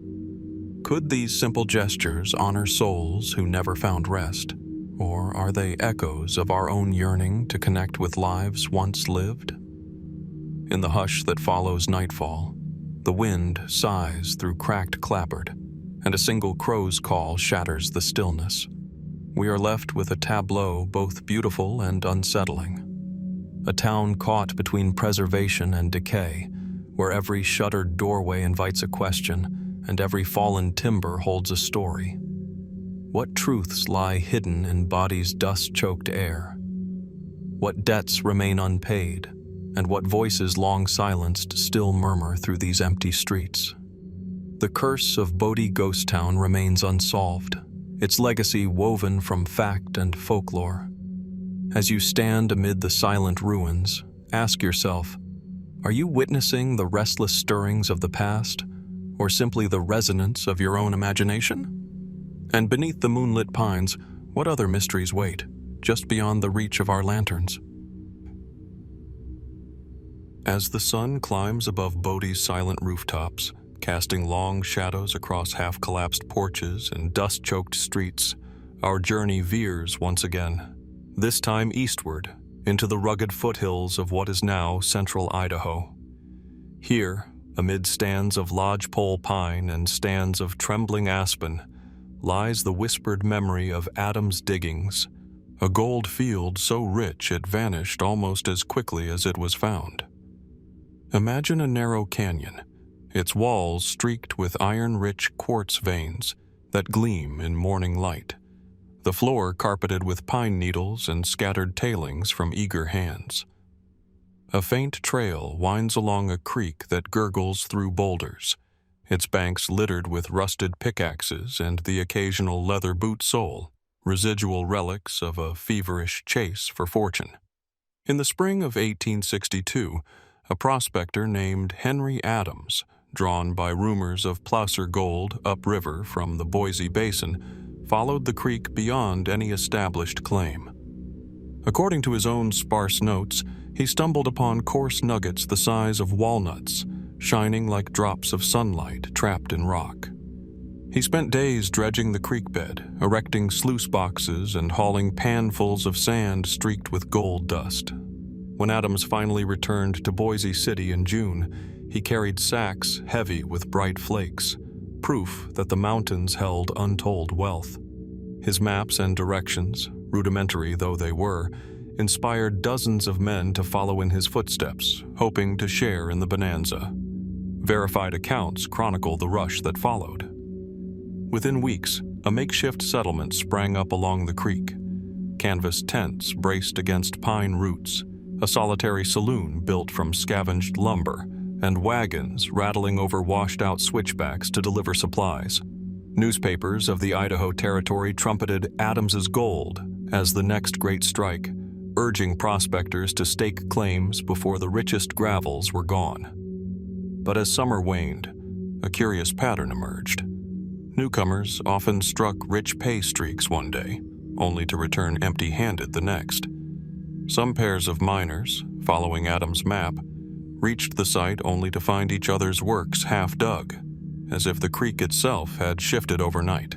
Mainstream historians attribute this to the capricious nature of placer mining. Gold in streambeds tends to concentrate in subtle depressions and natural riffles. A single flood can wash away years of painstaking work in hours. It's likely that after Adams's initial success, seasonal floods redistributed the gravels, leaving behind mere flakes too fine to accumulate. Further, vague landmarks, two leaning pines at a forked juniper, would have been difficult to relocate once trees fell or the creek carved new channels. Were the claims truly lost by natural forces alone, or was someone intentionally guarding the richest pay dirt? Speculative voices quickly filled that gap. Some told of a local trapper who befriended Adams and learned the exact location. When the prospector moved on, the trapper silently dismantled the sluice boxes and backfilled the richest diggings, intending to return when fewer men were around. Others suggested the presence of a hidden pocket, an underground cavern accessed by sliding a boulder aside that harbored unworked gold veins. Adventurers reported finding caves blocked by fallen logs, their inner walls glinting with uncut quartz seams. Could there still be unclaimed gold, concealed behind nature's barricades, awaiting rediscovery? A darker theory roots itself in native Shoshone lore. Elders speak of a spirit known as So-Yan-So, the yellow metal serpent, guardian of all riches buried beneath the earth. According to one elder's recounting, the Shoshone warned Adams not to gouge the creek bed too deeply, lest he anger the serpent and bring misfortune. Those who disrespected the earth's balance, the stories go, would find their gold cursed. Nuggets that vanish from pockets and sluice boxes that collapse at night. Could these cautionary tales reflect real experiences? Tools going missing, claims burned by mysterious fires, men driven to madness by obsession? In the 1930s, a mining engineer named Clara Whitman retraced Adams's approximate route, documenting ghostly remains of half-sunken cabins and rusted machinery. Her field journal notes a perplexing magnetic anomaly near one bend of the creek. Her compass swung wildly, off by as much as 30 degrees, only to correct itself when she moved 50 feet downstream. Geologists later confirmed that the area sits atop a seam of magnetite-rich rock, which could distort instruments and perhaps disorient would-be claim jumpers. Does the land itself conspire to hide its treasures, or is this anomaly nothing more than another geological curiosity? Modern treasure seekers equipped with GPS, drones, and ground-penetrating radar still flock to Adams' diggings each summer. They scan for metallic signatures and grid the creek bed with sonar, boyish hope undimmed by decades of failed expeditions. A few have recovered small gold specimens, barely enough to cover their travel expenses, a reminder that some flakes do remain. Yet none have located Adams's mother lode, the spot where the nuggets once spilled like breadcrumbs on a forest floor. If such a seam exists, is it hidden beneath layers of sediment and memory, or might it lie beyond the creek's reach in a tributary long dried? As dusk falls and silhouettes of pine needles trace patterns across the water, we pause at the creek's edge, pan in hand, feeling the cold trickle over our fingertips. The wind rustles through quaking aspens, as though carrying Adams's own words. Gold is the mirror of the earth's secrets. But the mirror here is fractured, each reflection offering only fragments of a story that grows more elusive with time. What drove Henry Adams to share his discovery, knowing it would vanish without a trace? And how many men retraced his steps only to find that the mountain had closed its doors? In the hush of the fading light, the creek continues its patient course, whispering over stones and roots that time may erode our maps. Seasons may shift our trails, but some mysteries remain as constant as the mountains themselves. So, standing amid the echo of pickaxes and dreams, we must ask, what other riches, tangible or untold, lie buried in these hills, waiting for a bold heart to uncover them? As the last echoes of sluice boxes and magnetic anomalies fade from Adams' diggings, our trail veers east into the humid, piney woods that cradle the twin cities of Texarkana, straddling the border of Texas and Arkansas. Here, on a quiet stretch of Summer's Drive, a modest two-story house stands against a backdrop of magnolias and live oaks. Its pale clapboards and shuttered windows look unremarkable by daylight. Yet, in the hush before midnight, this house became the stage for an unsettling drama that would haunt the region for decades. On the night of February 22, 1946, Roy Thornton parked his coupe beside the front porch, intending only a brief visit with his sweetheart. In the pale glow of a flashlight, they traced the outline of her mother's jewelry box through the window, until a figure emerged from the darkness, silhouetted by the moon. He wore a cloth mask, gray and tattered, stitched with crude nodules over the eyes. Without a word, he lifted a gleaming .32 caliber pistol and fired twice. Thornton reeled back, bleeding, and the intruder slipped away into the woods as silently as a shadow. Local newspapers christened him the Phantom Killer. Over the next 6 weeks, the assailant struck 6 more times, targeting young couples parked on deserted roads, stalking them with a lantern and a pistol, and leaving behind a single calling card, a crude mask, sometimes dropped at the scene. Verified police reports record that 3 of his victims died, while others escaped with close-range gunshot wounds or shattered nerves. The city of Texarkana, accustomed to small-town calm, found itself gripped by terror. Mainstream investigators followed the hard evidence: footprints in frost-tinged grass, shell casings stamped .32 ACP, and a faded tire track found at one site. Dozens of suspects were questioned: ex-convicts, itinerant laborers, even a local mortician whose erratic behavior raised eyebrows. Yet despite intense manhunts and roadblocks, the Phantom remained at large. By April 1946, with no new leads and fear mounting, Governor Buford Jester dispatched the Texas Rangers to assist the city police. Still, the killer vanished like mist over the Red River, and the case grew colder than the winter nights when he first appeared. Local folklore soon wove its own threads into the narrative. Some claimed the Phantom could walk through swamps without leaving a trace, his cloak soaked in bayou waters, enabling him to wipe away footprints. Others spoke of strange howls echoing across the railroad tracks at twilight, a sound that hovered between animal and human, setting nerves on edge.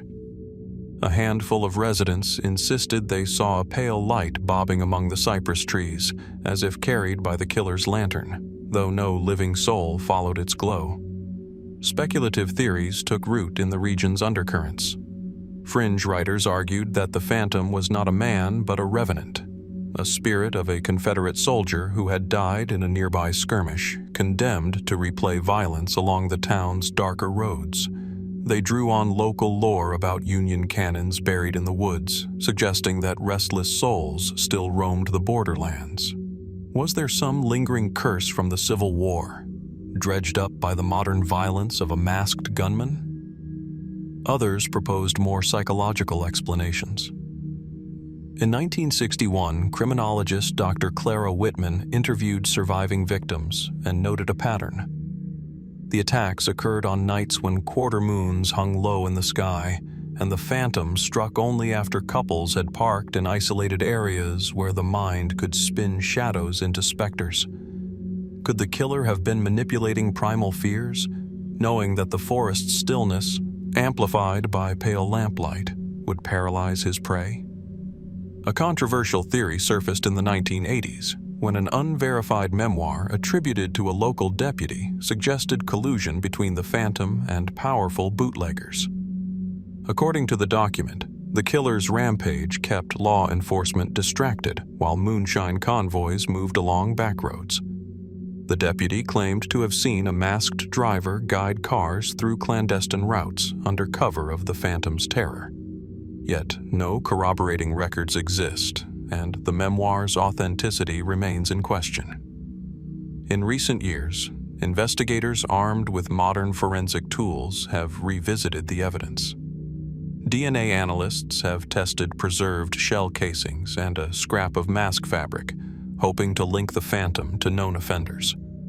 Ground-penetrating radar was used to search for shallow graves or hidden bunkers in the woods outside town. But the results have been inconclusive. No genetic matches, no clandestine hideouts unearthed. Could the Phantom have been an amateur who never left a lasting trace, or has time itself eroded the crucial clues? Eyewitnesses who lived through that winter recall the eerie hush that descended after each attack. Streetlights flickered on sooner at dusk. Lovers drove only in convoys, families huddled indoors, windows drawn tight. Some neighbors reported seeing figures in their peripheral vision, silhouettes standing just beyond porch lamps, watching, then slipping away when approached.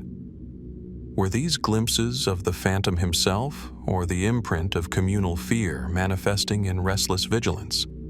Local storytellers note that Texarkana's geography seemed to shape the Phantom's legend. The city's dual identity, straddling two states and two distinct sets of laws, created jurisdictional blind spots that could have aided an elusive criminal. Could the killer have lived on one side of the border and struck on the other, exploiting legal ambiguities to slip free?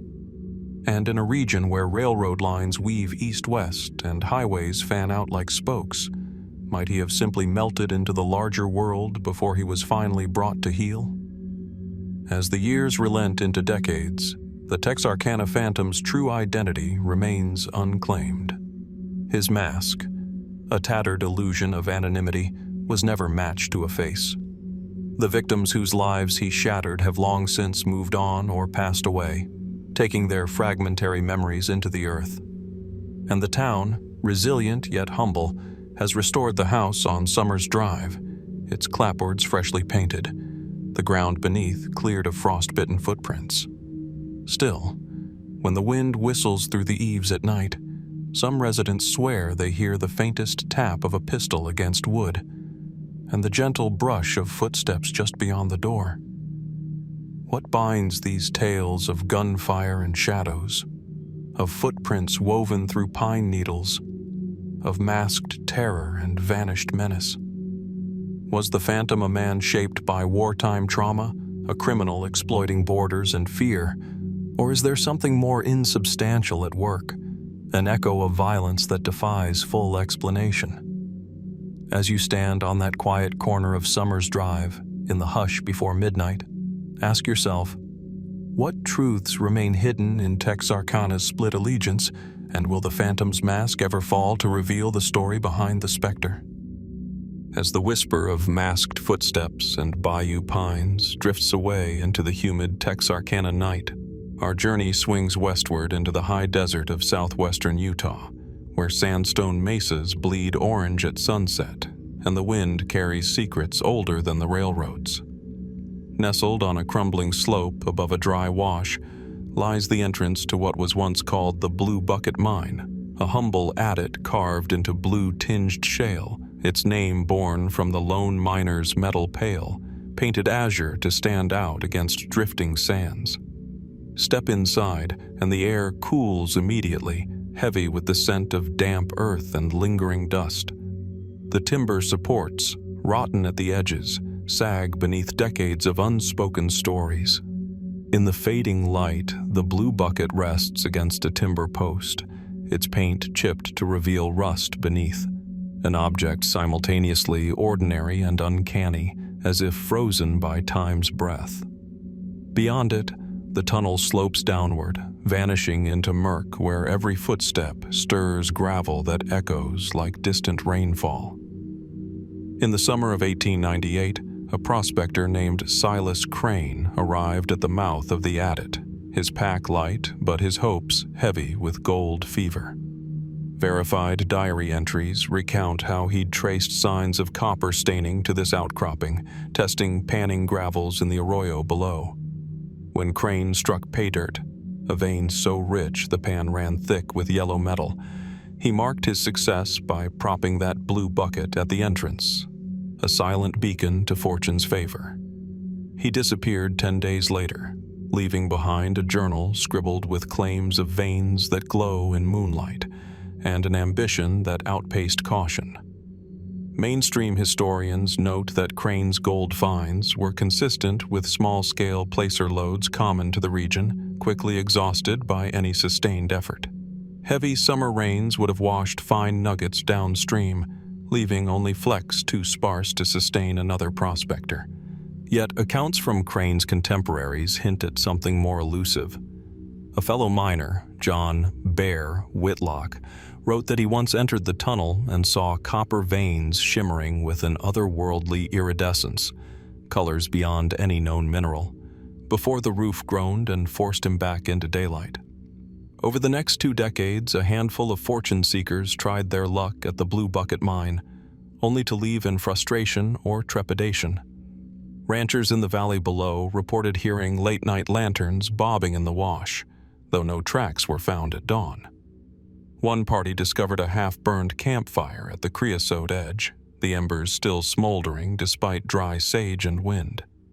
In local newspapers, stories spoke of miners who rushed back to town clutching gold rings etched with symbols no one could decipher, symbols some claimed matched petroglyphs found in nearby canyon walls.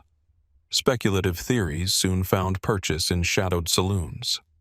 Fringe geologists proposed that the shale here contains traces of cobalt and rare earth elements, capable of phosphorescing under certain conditions, an explanation for Crane's glow. Others suggested a pocket of fulgurite, quartz fused by ancient lightning strikes, through which mineral-rich fluids might have coursed, leaving behind veins richer than typical placer deposits.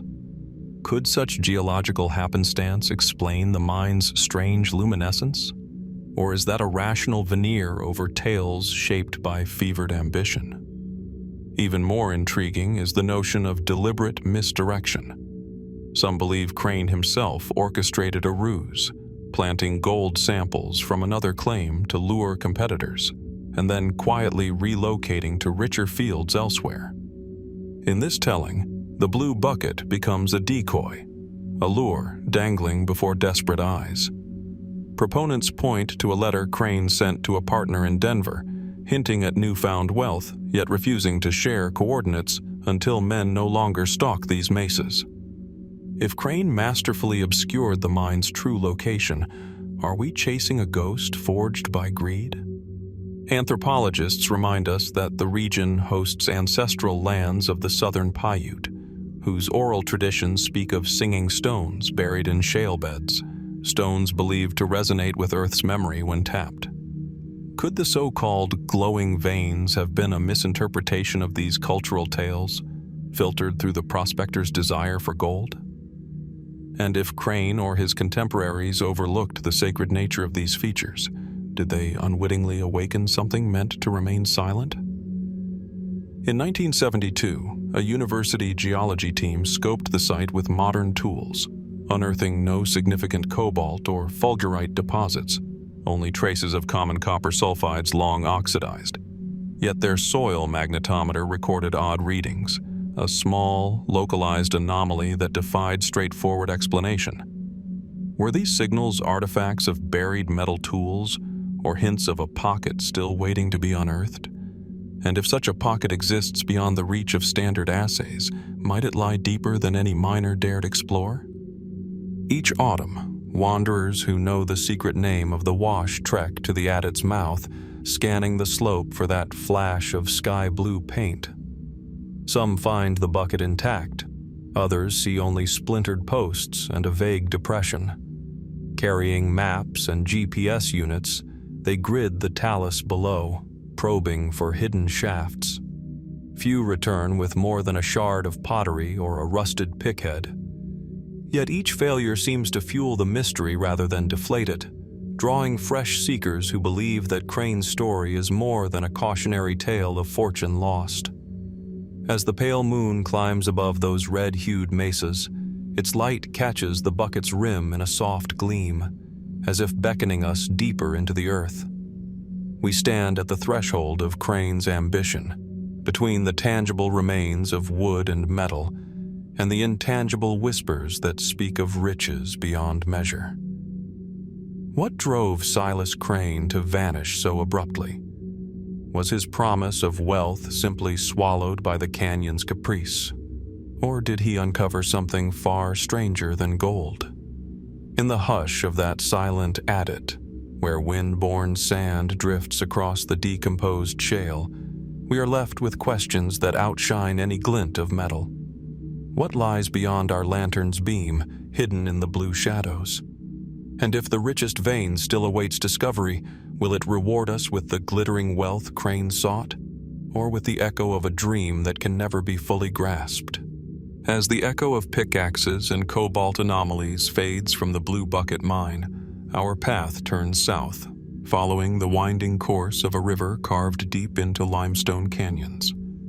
Here, where Texas scrub transitions to riparian emeralds, lies Devil's River, a waterway as clear as obsidian in moonlight, yet shadowed by tales of a creature that defies easy explanation. Picture a moonlit bend where limestone ledges plunge into depths so black they swallow light.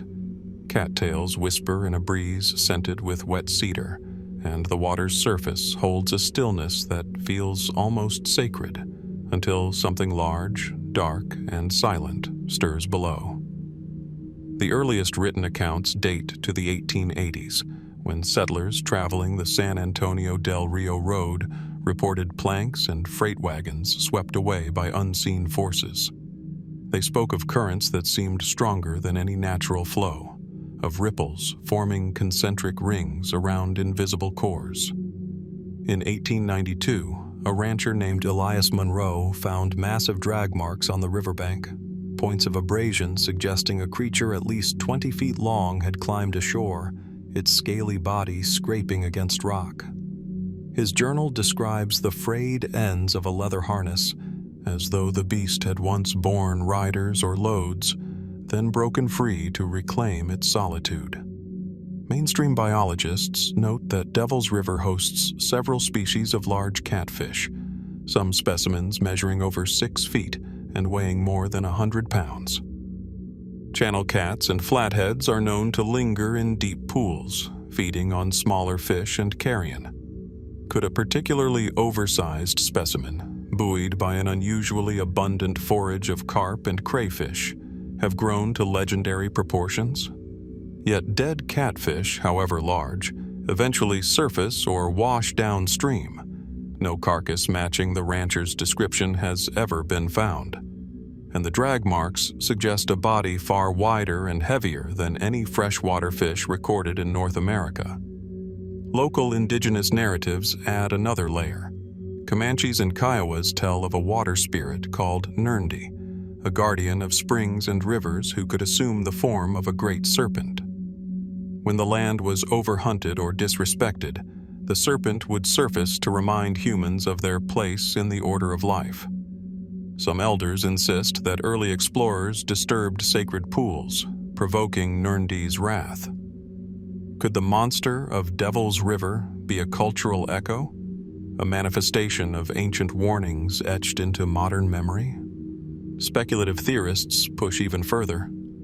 In the 1930s, a geologist surveying the region for then-nascent oil exploration noted traces of peat and ancient pollen in river sediments, evidence that the valley was once a coastal lagoon in the Miocene, populated by marine creatures and crocodilian relatives. Might a relic population of large reptiles have persisted here, cut off from the coastline when uplift raised the plateau? Proponents cite the discovery of isolated turtle and alligator fossils in nearby deposits. But living specimens, of course, remain elusive. Eyewitnesses in the 1950s and 60s described more than mere ripples. A group of Boy Scouts camping on a floating raft recounted a great black shape passing beneath them at dawn, stirring the water as if paddled by invisible oars. They said they heard a low, resonant hum, a vibration that seemed to emanate from the creature's belly. In 1978, a wildlife photographer trekking the riverbank captured a series of infrared shadows on film, elongated forms moving in unison, their length spanning the width of the channel. Analysts later noted that the images did not correspond to known animal profiles, yet skeptics argued that overlapping fish or drifting logs might account for the shapes. Hydrologists emphasize the river's unique flow regime. Fed by springs rather than rainfall, Devil's River delivers near-constant volumes year-round, carving undercut banks and deep plunge pools. Oxygen-rich waters can support unexpectedly large aquatic fauna. They suggest that sudden temperature shifts, like a cold front sweeping over the desert, could induce fish to group in tight schools near the surface, creating the illusion of a single, colossal mass. But this does not explain deep drag marks or lantern-lit encounters where observers describe the creature's scaly hide and forked tail.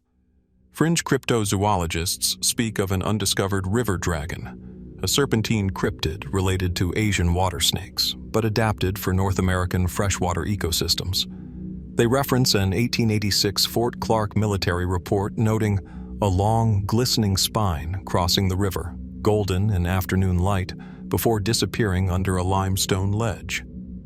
Could this have been a manifestation of an injured animal, its dorsal ridge exposed above water? Or was it a fragment of local mythology surfacing in a soldier's account? More down-to-earth explanations propose human interference. During Prohibition, the river's hidden coves offered ideal landing points for rum runners. Heavy barrels of liquor lashed together could create floating masses that moved like living creatures when jostled by currents.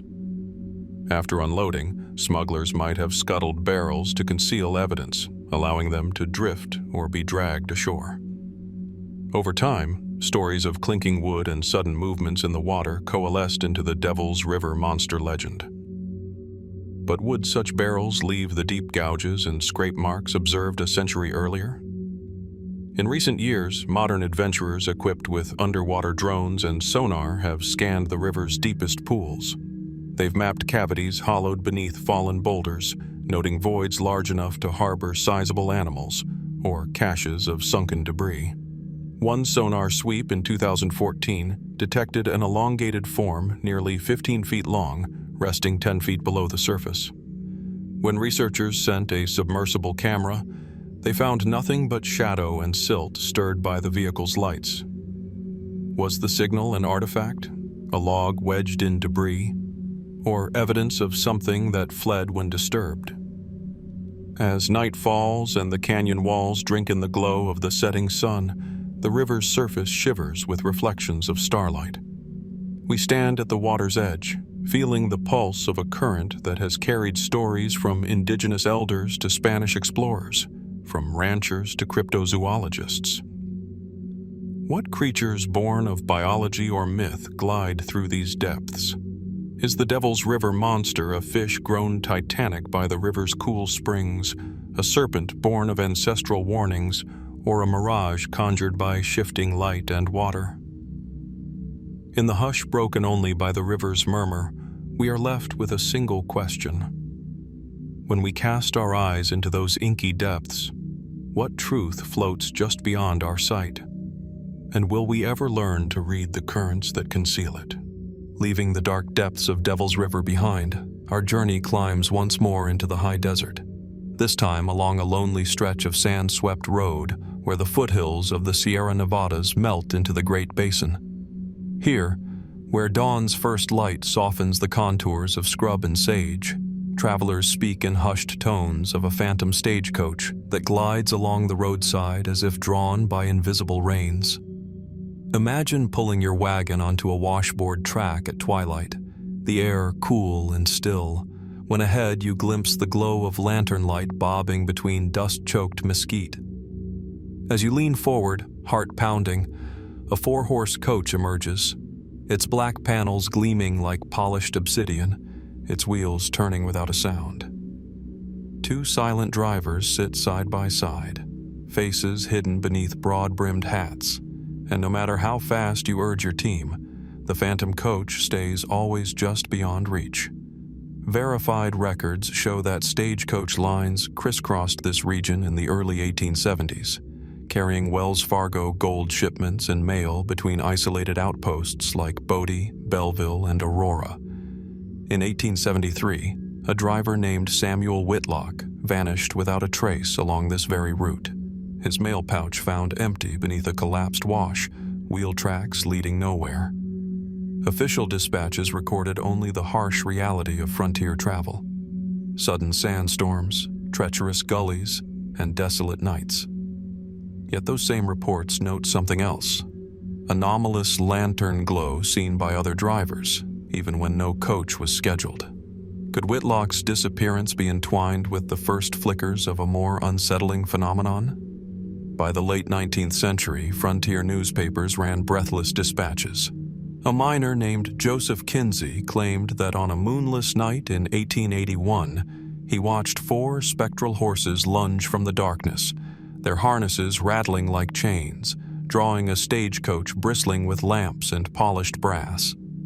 He swore the coach bore the Wells Fargo insignia and carried a passenger whose silhouette raised a gloved hand in greeting. Kinsey's companion, an ethnographer documenting Paiute legends, suggested that the apparition might be a time mirror, a residual echo of some violent event, perhaps the ambush of an earlier coach by desperate outlaws. But no record confirms such an ambush on this precise stretch, leaving Kinsey's sighting suspended between fact and fable. Mainstream historians point to simpler explanations. Desert mirages can bend distant lights over dunes, creating ghostly images that shimmer and dance. A modern vehicle's headlights, filtered through sodium vapor lanterns left hanging in old way stations, might produce an otherworldly glow. And the human mind, especially in isolation, tends to weave pattern and purpose into random shadows. Yet these accounts often share unsettling consistency.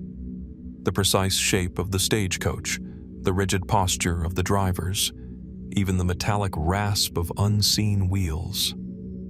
How could mass hallucinations across decades produce the same vision? Local Paiute elders speak of Kuchk spirits, guardians of ancient trails, whose presence warns travelers to respect the land's memory. To see Kuchk's coach is to glimpse the boundary between past and present, and perhaps to be tested by forces older than any railroad or telegraph line. One elder described the coach as a silver wind, moving through sandstorms when the desert itself seemed restless. Could these traditions hold a kernel of truth? That the stagecoach is more than a trick of light, but a spectral messenger tied to the Earth's oldest paths? Speculative voices weave darker threads. Fringe researchers propose that the Phantom coach once served a clandestine bullion route. Secret shipments of Mexican silver bars moved under cover of night to avoid bandits. According to this theory, a disaster befell one such convoy. A sudden flash flood swept the coach and its guards into a hidden death trap, burying them beneath tons of boulders. Their restless spirits, the story goes, still follow the old road, forever retracing the route they could not complete in life. Yet no mass grave has ever been uncovered, and no record of missing silver has been authenticated. A silence that only deepens the mystery. Eyewitness accounts from the 1950s onward add new details. An itinerant photographer named Elaine Martin set up a motion-activated camera near the abandoned Milligan Station in 1957. When she developed the film, she found a single frame showing a coach identical to Kinsey's description, lanterns blazing through drifting dust, and the shapes of 2 men standing behind the coach, their hats tipped low. When investigators revisited the site, they found no footprints, no wheel ruts, nothing but undisturbed sand and the echo of a shutter click. Was the image a double exposure, a trick of flash and shutter speed? Or had Martin captured something that defied the camera's promise of certainty? In 1982, desert racers competing in the Barstow Baja Rally slowed their vehicles on this very stretch, reporting radio static and brief bursts of cigarette lighter glow, only to see a coach materialize for a heartbeat before flickering out like a dying ember. Engineers examined their radios, finding no equipment faults. Could the coach interfere with electromagnetic fields, as some fringe theorists claim, bending not only light but the invisible waves we rely on to navigate? Today, adventure seekers climb aboard modern four-wheelers at dawn, scanning the horizon for the coach's silhouette. They pause at the ruins of a stone corral, where an old Wells Fargo vault once stood, its door ripped off and its contents missing. At dusk, they light lanterns of their own, listening for the faint rasp of iron wheels on gravel, for the clink of harness buckles, for a low, unearthly whistle that might signal the coach's approach. When none comes, the silence feels as heavy as expectation, a reminder that some mysteries resist final capture. As the sky fades from rose to violet and the desert wind carries a chill, we leave the edge of the road where the Phantom Stagecoach once appeared. Behind us, the trail stretches empty, lit only by starlight and the memory of lantern glow. What forces conspire to send this spectral coach along a forgotten route? Is it the echo of a tragic night in the 1870s, a cultural remnant of indigenous guardians, or the restless imaginings of travelers who see history flicker at the edge of reality? In the hush that follows, the hush of still dunes and silent timbers, we are left with a question as old as the trail itself. Will the Phantom Stagecoach ever reveal its secrets, or will it continue to traverse its lonely path, a whisper of the past riding forever into the night? As the last silhouettes of the Phantom Stagecoach dissolve into the sagebrush dusk, our path moves eastward onto the long ribbon of asphalt once known as Route 66. Here, where neon motel signs flicker to life and the desert's hush is broken only by the hum of tires, travelers tell of a solitary figure standing on the roadside before dawn. She is slender and tall, her hair a vivid flame against the gray light, red as fresh embers, as bright as a warning flare. They call her the red-headed hitchhiker. The first documented sighting dates to 1948, when a trucker named Earl Winters reported pulling over near the Cimarron Cutoff in Oklahoma. He found a young woman in a faded blue dress, thumb outstretched, backpack slung over one shoulder. Winters recalled her voice as soft but urgent, asking to be taken just a few more miles. He offered help. She climbed into the passenger seat without hesitation. When he glanced sideways to ask her name, the seat was empty. In its place lay a single red scarf, neatly folded on the upholstery. No footprints led away, and the desert scrub bore no sign of recent passage. Route 66 lore grew around subsequent encounters. In 1953, a newlywed couple on their honeymoon saw her standing beneath a flickering highway lamp near Tucumcari, New Mexico. The bride, cradling her husband's arm, insisted the woman's eyes were filled with unshed tears, as though she sought refuge from a sorrow too heavy to voice. They slowed to offer a ride, but when they reached out, she simply evaporated into the night air, leaving the newly married pair shaken and wordless. Mainstream researchers point to the perils of long-distance driving in the mid-20th century. Fatigue, dehydration, and the lure of roadside hallucinations under sodium vapor streetlights. The human brain, deprived of sleep and scanning unvarying desert panoramas, can conjure figures in peripheral vision. Yet investigators who reviewed Winter's truck logs and the couple's motel receipts found no indication they'd left the road or pulled off for distractions that night. Their accounts, though anecdotal, were consistent in detail. The hitchhiker's red hair, her polite request for a ride, and the sudden emptiness of the seat when they turned to speak. Digging deeper into regional archives, one finds tantalizing parallels. In 1937, local newspapers reported a fatal wreck on that same stretch. A young woman struck by a speeding car, her hair described as fiery, her body found with a red scarf still coiled around her wrist. Official records list the driver as never identified, the victim as Jane Doe. Could this roadside spirit be the restless echo of an unsolved tragedy, replaying a plea for justice or a simple wish to be seen? Folklorists note that hitchhiker ghosts are common across cultures, the lingering souls of travelers who died far from home, offering silent requests for passage. Yet, the red-headed hitchhiker of Route 66 remains distinct. She never asks for money, never demands directions, and never speaks of her past. Instead, she stands poised between worlds, her presence a question more than an answer. Is she guiding lost souls toward shelter, or warning the living of unseen dangers on the road? Speculative voices have gone further. A handful of researchers point to a nearby train trestle where, according to Shoshone oral tradition, a woman in scarlet once guarded travelers against marauders. They argue that her image, woven into local memory, fused with modern Route 66 lore when the railroad fell silent and the highway took its place. Could the hitchhiker be a cultural amalgam, a spirit born of both indigenous cautionary tales and mid-century tragedy? Even more fringe theories invoke warped time loops. Some drivers claim they glimpsed her stepping into their cars only to find themselves seconds later at a different mile marker, hundreds of miles from where they'd first encountered her. Could the hitchhiker's appearance signal a break in the highway's chronology, where past and present bleed into one another? Or are these lapses simply the disorientation of solitary travel across vast, featureless terrains? In recent decades, ghost hunters equipped with night vision cameras and digital recorders have staked out known hotspots along Route 66. They've triangulated faded footprints, recorded faint whispers asking, "How long until I get there?" and captured electromagnetic anomalies where no power lines run. Yet each piece of evidence dissolves under scrutiny.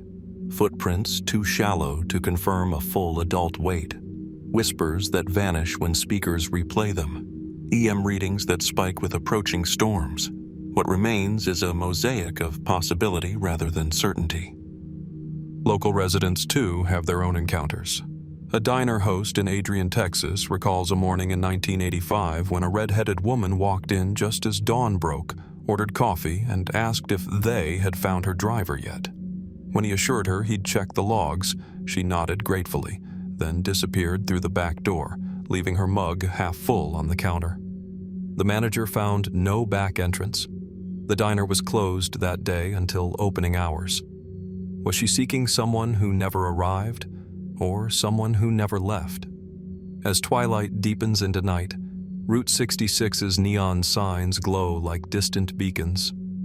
We drive onward, windows down, listening for the faint tap of footsteps on gravel.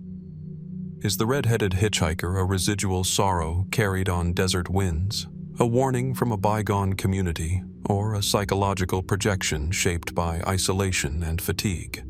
And if her plea for a ride is never fulfilled, will she continue to stand at the roadside, hair aflame in the encroaching dark, forever waiting for someone to turn and offer sanctuary? In the soft hush that follows the engine's purr, we are left with her final question. What do we owe to the unknown travelers we meet along life's highways, and how do we honor the stories that refuse to be left behind? As the last flicker of neon from Route 66 recedes into the desert night, our journey moves northward, threading through the silence of sand-swept valleys and low, sage-covered ridges. We follow the faint trace of an old wagon road that once carried families and fortunes toward the promise of California. Here, among twisted junipers and scattered basalt boulders, lies the ghostly memory of the Dominguez party, 10 souls who set out at dawn one April in 1854 and simply vanished. The trail's entrance is unmarked now, a shallow, rutted cut between weathered rocks. A single wooden post, bleached gray by sun and wind, leans at a precarious angle. Beneath it, fragments of broken ceramics and a rusted tin cup half buried in the dust hint at lives abruptly interrupted. Close your eyes, and you can almost hear the creak of wagon wheels, the low murmur of women huddled beneath woven blankets, the eager chatter of children daring to dream of orange groves and gold-laden streams. Contemporary letters from Dominguez y Castro, patriarch, former soldier, and reluctant pioneer, detail the party's departure from Santa Fe. He wrote of steady progress through the Jornada del Muerto, praising the spring's clear skies and the prospect of green hills ahead. His journal fades 3 pages later. Crossed a dry arroyo at midday. Water not found where maps promised. spirits high despite dust. After that entry, nothing. No mention of raids, no record of storm or sickness. Only silence where his careful script should continue.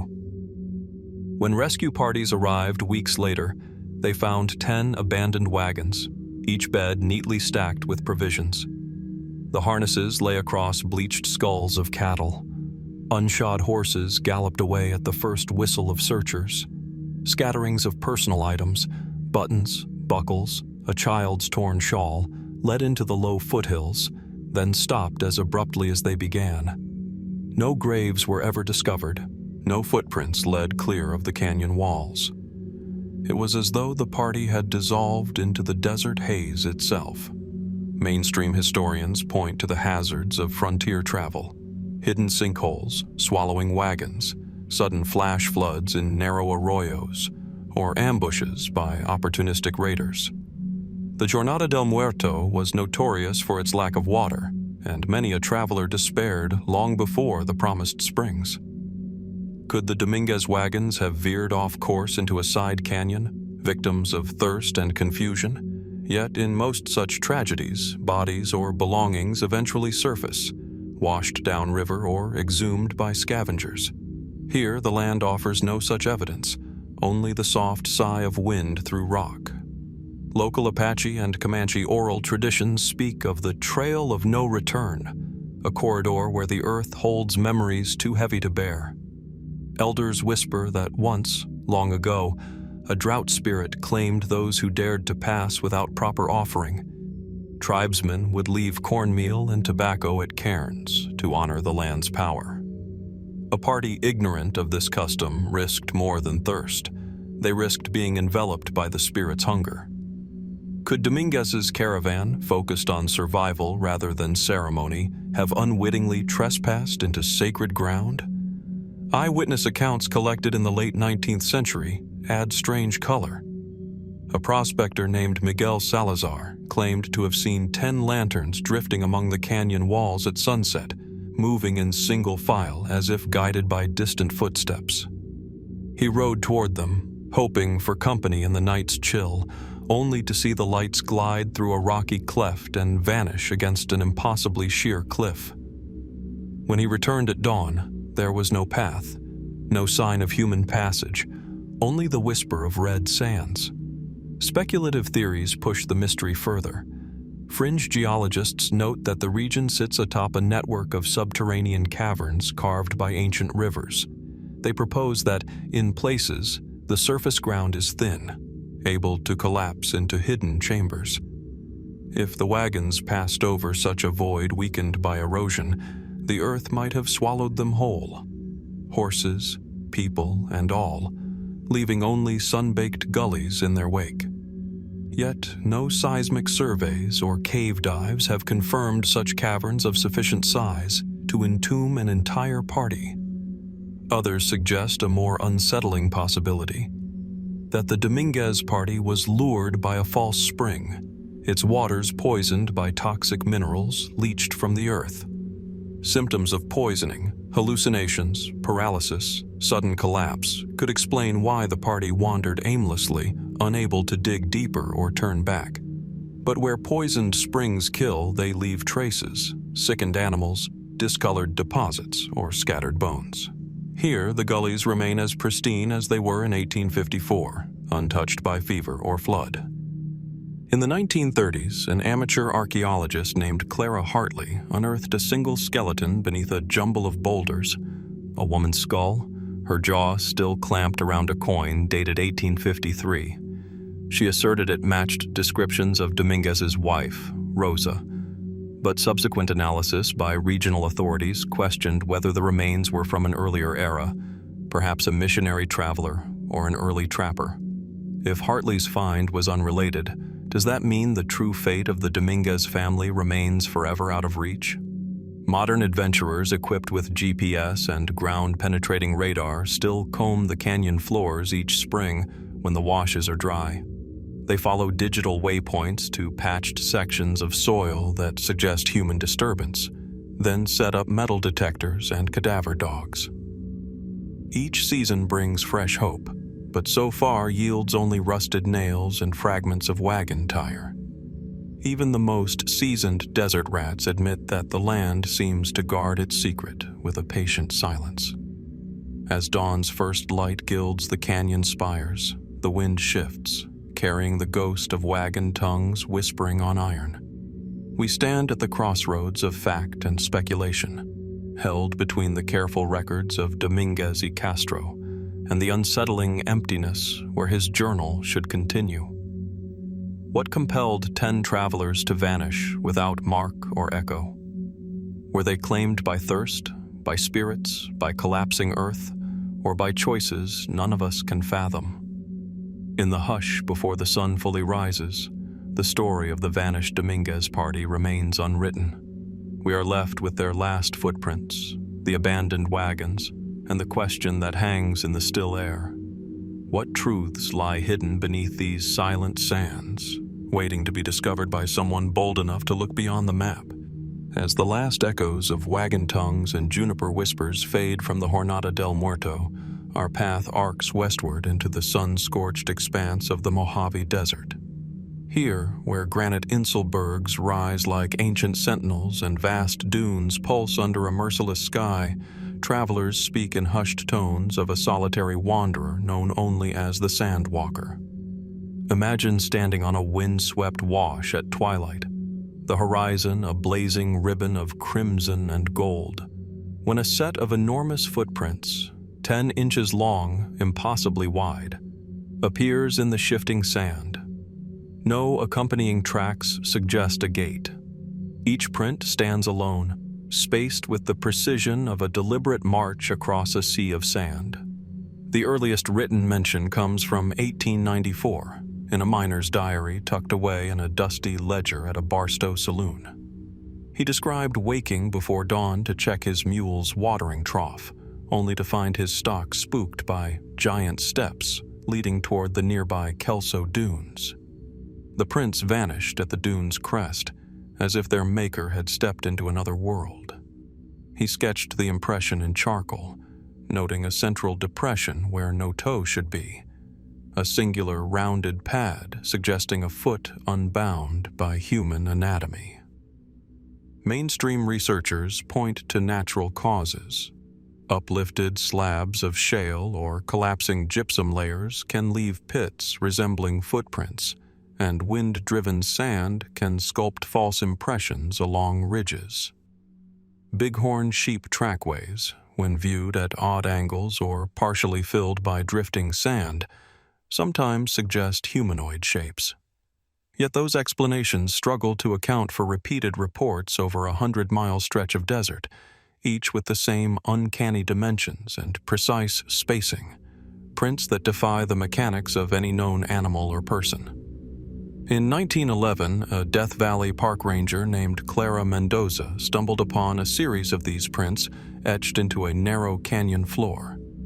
By moonlight, she followed them 40 yards before they climbed a rocky ledge, vanishing into bare granite with no trace of further passage. She filed a report noting the absence of any rock-crushing sounds, even under her careful ear pressed against stone. How could a creature bearing such weight ascend that slope without so much as a whisper of disturbance? Local Kemehuevi and Mojave oral traditions speak of the Siahu, the Sand People, spirits of travelers long lost to the desert's depths. They are said to appear as tall, silent figures whose footsteps swallow themselves behind as they walk. Their presence is interpreted variously, as guardians of watering holes, as omens warning of drought, or as lost souls seeking passage back to ancestral homelands. Could the Sandwalker be an echo of these ancient spirits, slipping between the tangible and the unseen? Speculative voices, meanwhile, have woven more modern threads into the tapestry. Fringe authors propose that the Sandwalker is the last survivor of a pre-Ice Age desert people, Homo erectus, or a similar hominid, whose descendants fled underground as the climate shifted, emerging only under rare conditions to walk the sand once more. They cite carbonized bones discovered in a hidden cave near Kelso, labeled ambiguously in 1937 field notes and dismissed as inconclusive. If such a lineage persisted, hidden by shifting dunes and seismic fractures, what else might the desert conceal? Eyewitnesses in the 1960s and 70s, ranchers leasing grazing rights near Soda Lake, reported headlights flickering on remote dirt roads, only to see them vanish as they approached. In the glow of their own lamps, they found no vehicle, only the same massive footprints hammered into the clay pan. Some spoke of a ragged figure in tattered garments, emerging from black rock at midnight, its head bowed and shoulders hunched against a phantom wind. It neither spoke nor ran, simply turned and disappeared, leaving behind the silence of empty desert. Biologists note that desert winds can unearth buried debris, ancient leather sandals or abandoned wagon wheel hubs that might carry telltale impressions. They suggest the possibility of hoaxes, of Southerners carving molds and staging evidence as a jest or a lure for publicity. And yet, no single mold or tool has ever been recovered, and no local prankster has ever confessed. Moreover, some of the prints align with prehistoric lake shorelines, suggesting their maker chose specific paths across long dry playas, routes unlikely to be rediscovered by chance. In 1994, a team from the University of California brought ground-penetrating radar to a site near Afton Canyon where dozens of prints lay protected by a thin salt crust. Their scans revealed undisturbed subsurface layers beneath each impression, as if an object compressed the sand from above rather than cut into it. This negative abrasion, they noted, is atypical of tracks made by animals or people, which usually leave behind displaced material along each ridge. Could the sandwalker's feet be hollow, channeling weight in a way we do not yet understand? Anthropologists remind us that the Mojave's sands are vessels of memory, preserving the faintest relics of human and animal passage when conditions align. They caution against underestimating the desert's capacity for both concealment and revelation. Even the most isolated supposition of a vanished tribe, a subterranean hermit, or a shape-shifting spirit carries within it the desert's own logic, that life here adapts, endures, and endows the land with stories that defy simple explanation. In recent years, desert runners and ultra-marathoners crisscross the same washes at first light, hoping to glimpse the prints before wind obliterates them. They carry high-resolution cameras and 3D scanners, determined to capture every contour of each depression. Yet, despite their equipment and resolve, the Sandwalker remains elusive, its tracks always ahead, always fading into the dune's embrace. As dawn's first rays ignite the dune crests in molten gold, we stand at the edge of the basin, our own footprints fragile echoes in the sand. The desert exhales around us, a breath of heat and stillness that carries the weight of unseen passage. Who is the Mojave Sandwalker, and what draws it along these ancient corridors? Is it a ghost of adaptation, a remnant of peoples lost to time, or is it something else entirely, a testament to mysteries that no map can chart and no theory fully dismiss? In the hush that follows the wind's retreat, we are left with a single question. When we follow these prints into the desert's heart, what truths lie buried beneath the sand, waiting to step once more into our waking world? As the last grains of Mojave sand slip through our fingers, our path winds southeast toward a hidden gorge where the jagged spine of the Pelonchillo Mountains meets the whispering desert floor. Here, where brittle ocotillo and creosote cling to weathered limestone, lies Skeleton Canyon, a narrow corridor named for the bleached bones of Apache scouts who once guarded these passes. Under a sky streaked with dawn's first pink, the canyon mouth yawns like a silent sentinel, its walls scored by centuries of flash floods and the tread of those who passed this way in haste or in secret. A weathered iron spade half buried in silt and a rusted pistol belt loop hanging from a protruding rock hint at the canyon's darker chapters. According to local lore, in July 1881, a band of Mexican smugglers, guided by promises of quick coin, crossed the border through Skeleton Canyon, hauling satchels of gold coins pilfered from stagecoaches and mining camps. But a howl of Apache war cries rang out at mid-morning, and when the smoke cleared, travelers found the smugglers' camp abandoned. Their horses remained tethered, their packs left unguarded, and on a ridge above, skeletons draped in tattered serapes gazed down at the scene, bones bleached by sun and wind. Verified reports from Fort Bowie's dispatches record that Lieutenant James Ashley led a patrol into the canyon days later. He found a handful of gold coins, some dated as early as 1863, scattered among broken crates. His journal notes, 20 bodies counted, packs intact though rifled, no sign of survivors. The missing loot, estimated at over $50,000 in today's value, vanished without trace. Ashley surmised the coins were stashed in a hidden crevice, awaiting retrieval by accomplices who never returned. Yet repeated searches turned up only fleeting clues. A snagged blanket hanging above a dry wash, a battered cooking pot buried beneath fallen boulders, and a cutter's journal page trailing Apache warnings in illegible script. Mainstream historians attribute the smugglers' fate to the precise tactics of Apache warriors, experts in canyon ambush who knew each rock and choke point. A sudden volley of rifle shots could send horses stamping and men scattering into narrow ravines, only to be cut down one by one. In this telling, the treasure was likely recovered by the Apaches, who melted down gold pieces into trade beads or sent them south through established networks. Yet no record of such exchanges appears in reservation annals or trader accounts. And if the Apaches did remove the gold, why leave so many bodies? And why return them to lie in the mid-setting sun? Speculative voices propose more elaborate schemes. Some treasure hunters argue that the smugglers, anticipating betrayal, divided their haul into several caches, each marked by subtle glyphs scratched into rock faces, glyphs only legible to those initiated into their secret code. In the 1940s, a prospector named Frank Dunham claimed to have deciphered one such marking, a set of 3 parallel slashes indicating a cache beneath 4 stones. He led a small party to a narrow side canyon, where they unearthed a corroded metal box containing a few silver reals and a scrap of faded map. Dunham's excitement was short-lived.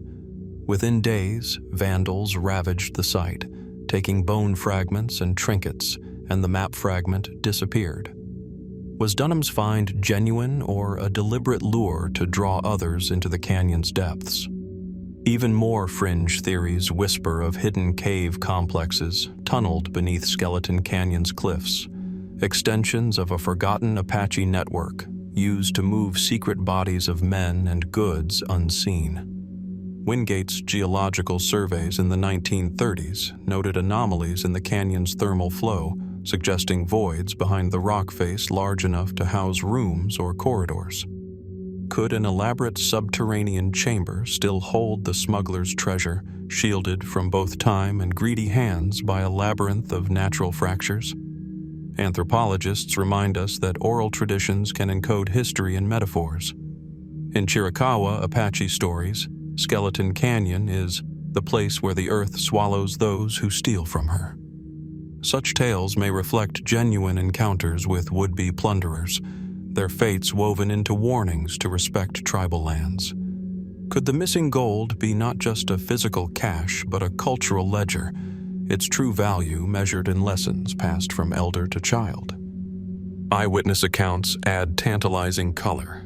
A ranch hand named Maria Torres testified in the 1950s to finding an iron chest sealed with a skull and crossbones lock, half buried near a juniper stump. She claimed she opened it, only to be blinded by a flash of reflected light and driven away by a sudden rush of wind.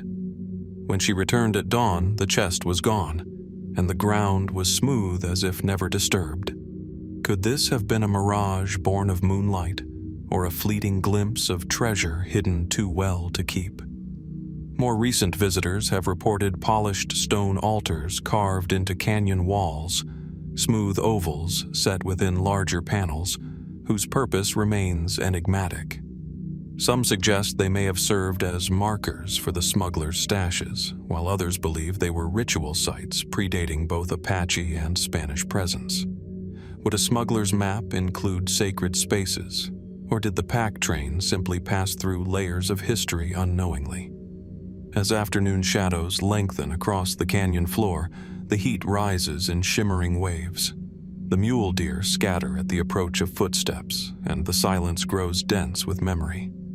We stand at the brink of a narrow ravine, aware that every stone and bone here has borne witness to ambitions of wealth and the price paid in blood. What secrets still lie concealed within these fractured walls? Are the smugglers' gold coins mere legend, or has time and tide of earth itself buried them in a vault beyond our reach? In the hush before sunset, when the wind carries only the sigh of desert and stone, we are left with the canyon's final offering. A question etched into every bleached femur and every dust-laden print. Will we ever uncover the full tale of the Skeleton Canyon treasure, or will its fate remain entwined with the canyon's silence, a mystery as enduring as the bones that guard its depths? As the last echoes of Skeleton Canyon's bleached bones dissolve into desert silence, our path turns north and east, toward the rolling grasslands and pinyon juniper fringes where the sagebrush ripples like a silent sea. Here, on the edge of the high plains, the horizon stretches wide and open, an expanse of sunlit prairies and scattered mesas. It was among these windswept plains that stories first emerged of a creature part rabbit, part antelope, the jackalope. Imagine a quiet twilight, when the last embers of sunlight fade behind distant buttes and the air cools with a whisper of night. A lone rancher, leaning against a split-rail fence, glimpses motion at the farthest edge of his cattle pasture. At first it seems a jackrabbit, large-eared and pale against the grass. But as it pauses, it turns to face him, revealing a set of small, sharp horns rising from its brow, silhouetted against the deepening sky. The rancher's heart pounds. When he blinks, the creature bounds away in silence, leaving only hoof-like prints in the dust.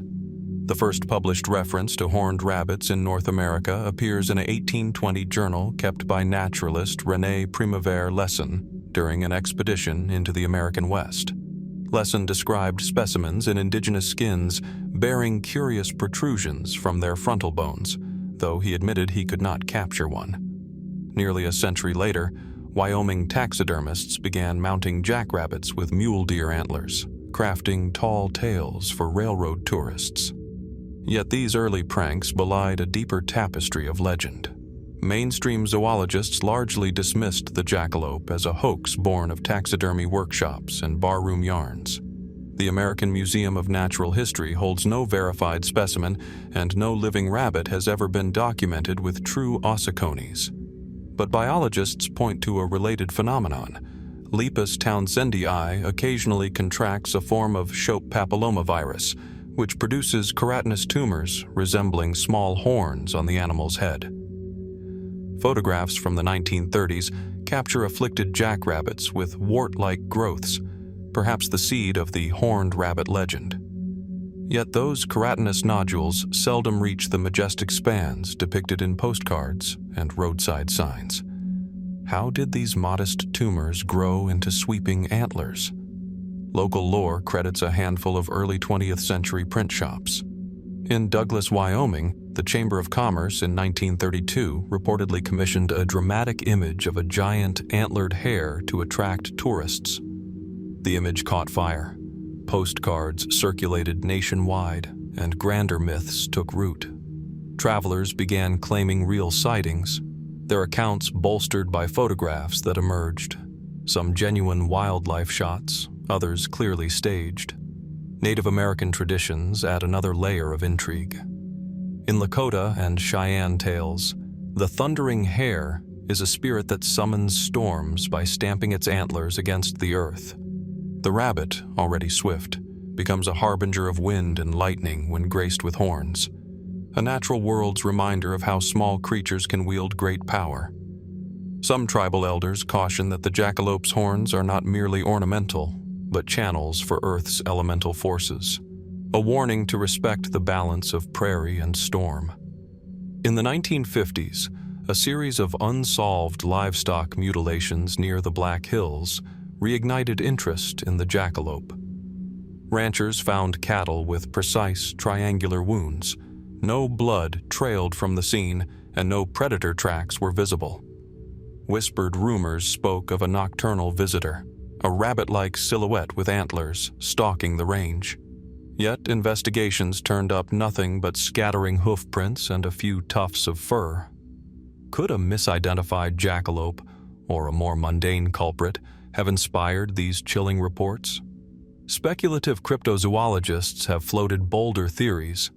Some propose that the jackalope is a relic population of an unknown lagomorph species, one that diverged from ancestral rabbits during the Pleistocene and developed cranial appendages for display or defense. They point to fossil records of horned lagomorphs in Eurasia as potential evolutionary parallels. If such a relict species lingered in remote canyons or hidden valleys, its rare emergence might explain fleeting glimpses and unverified photographs.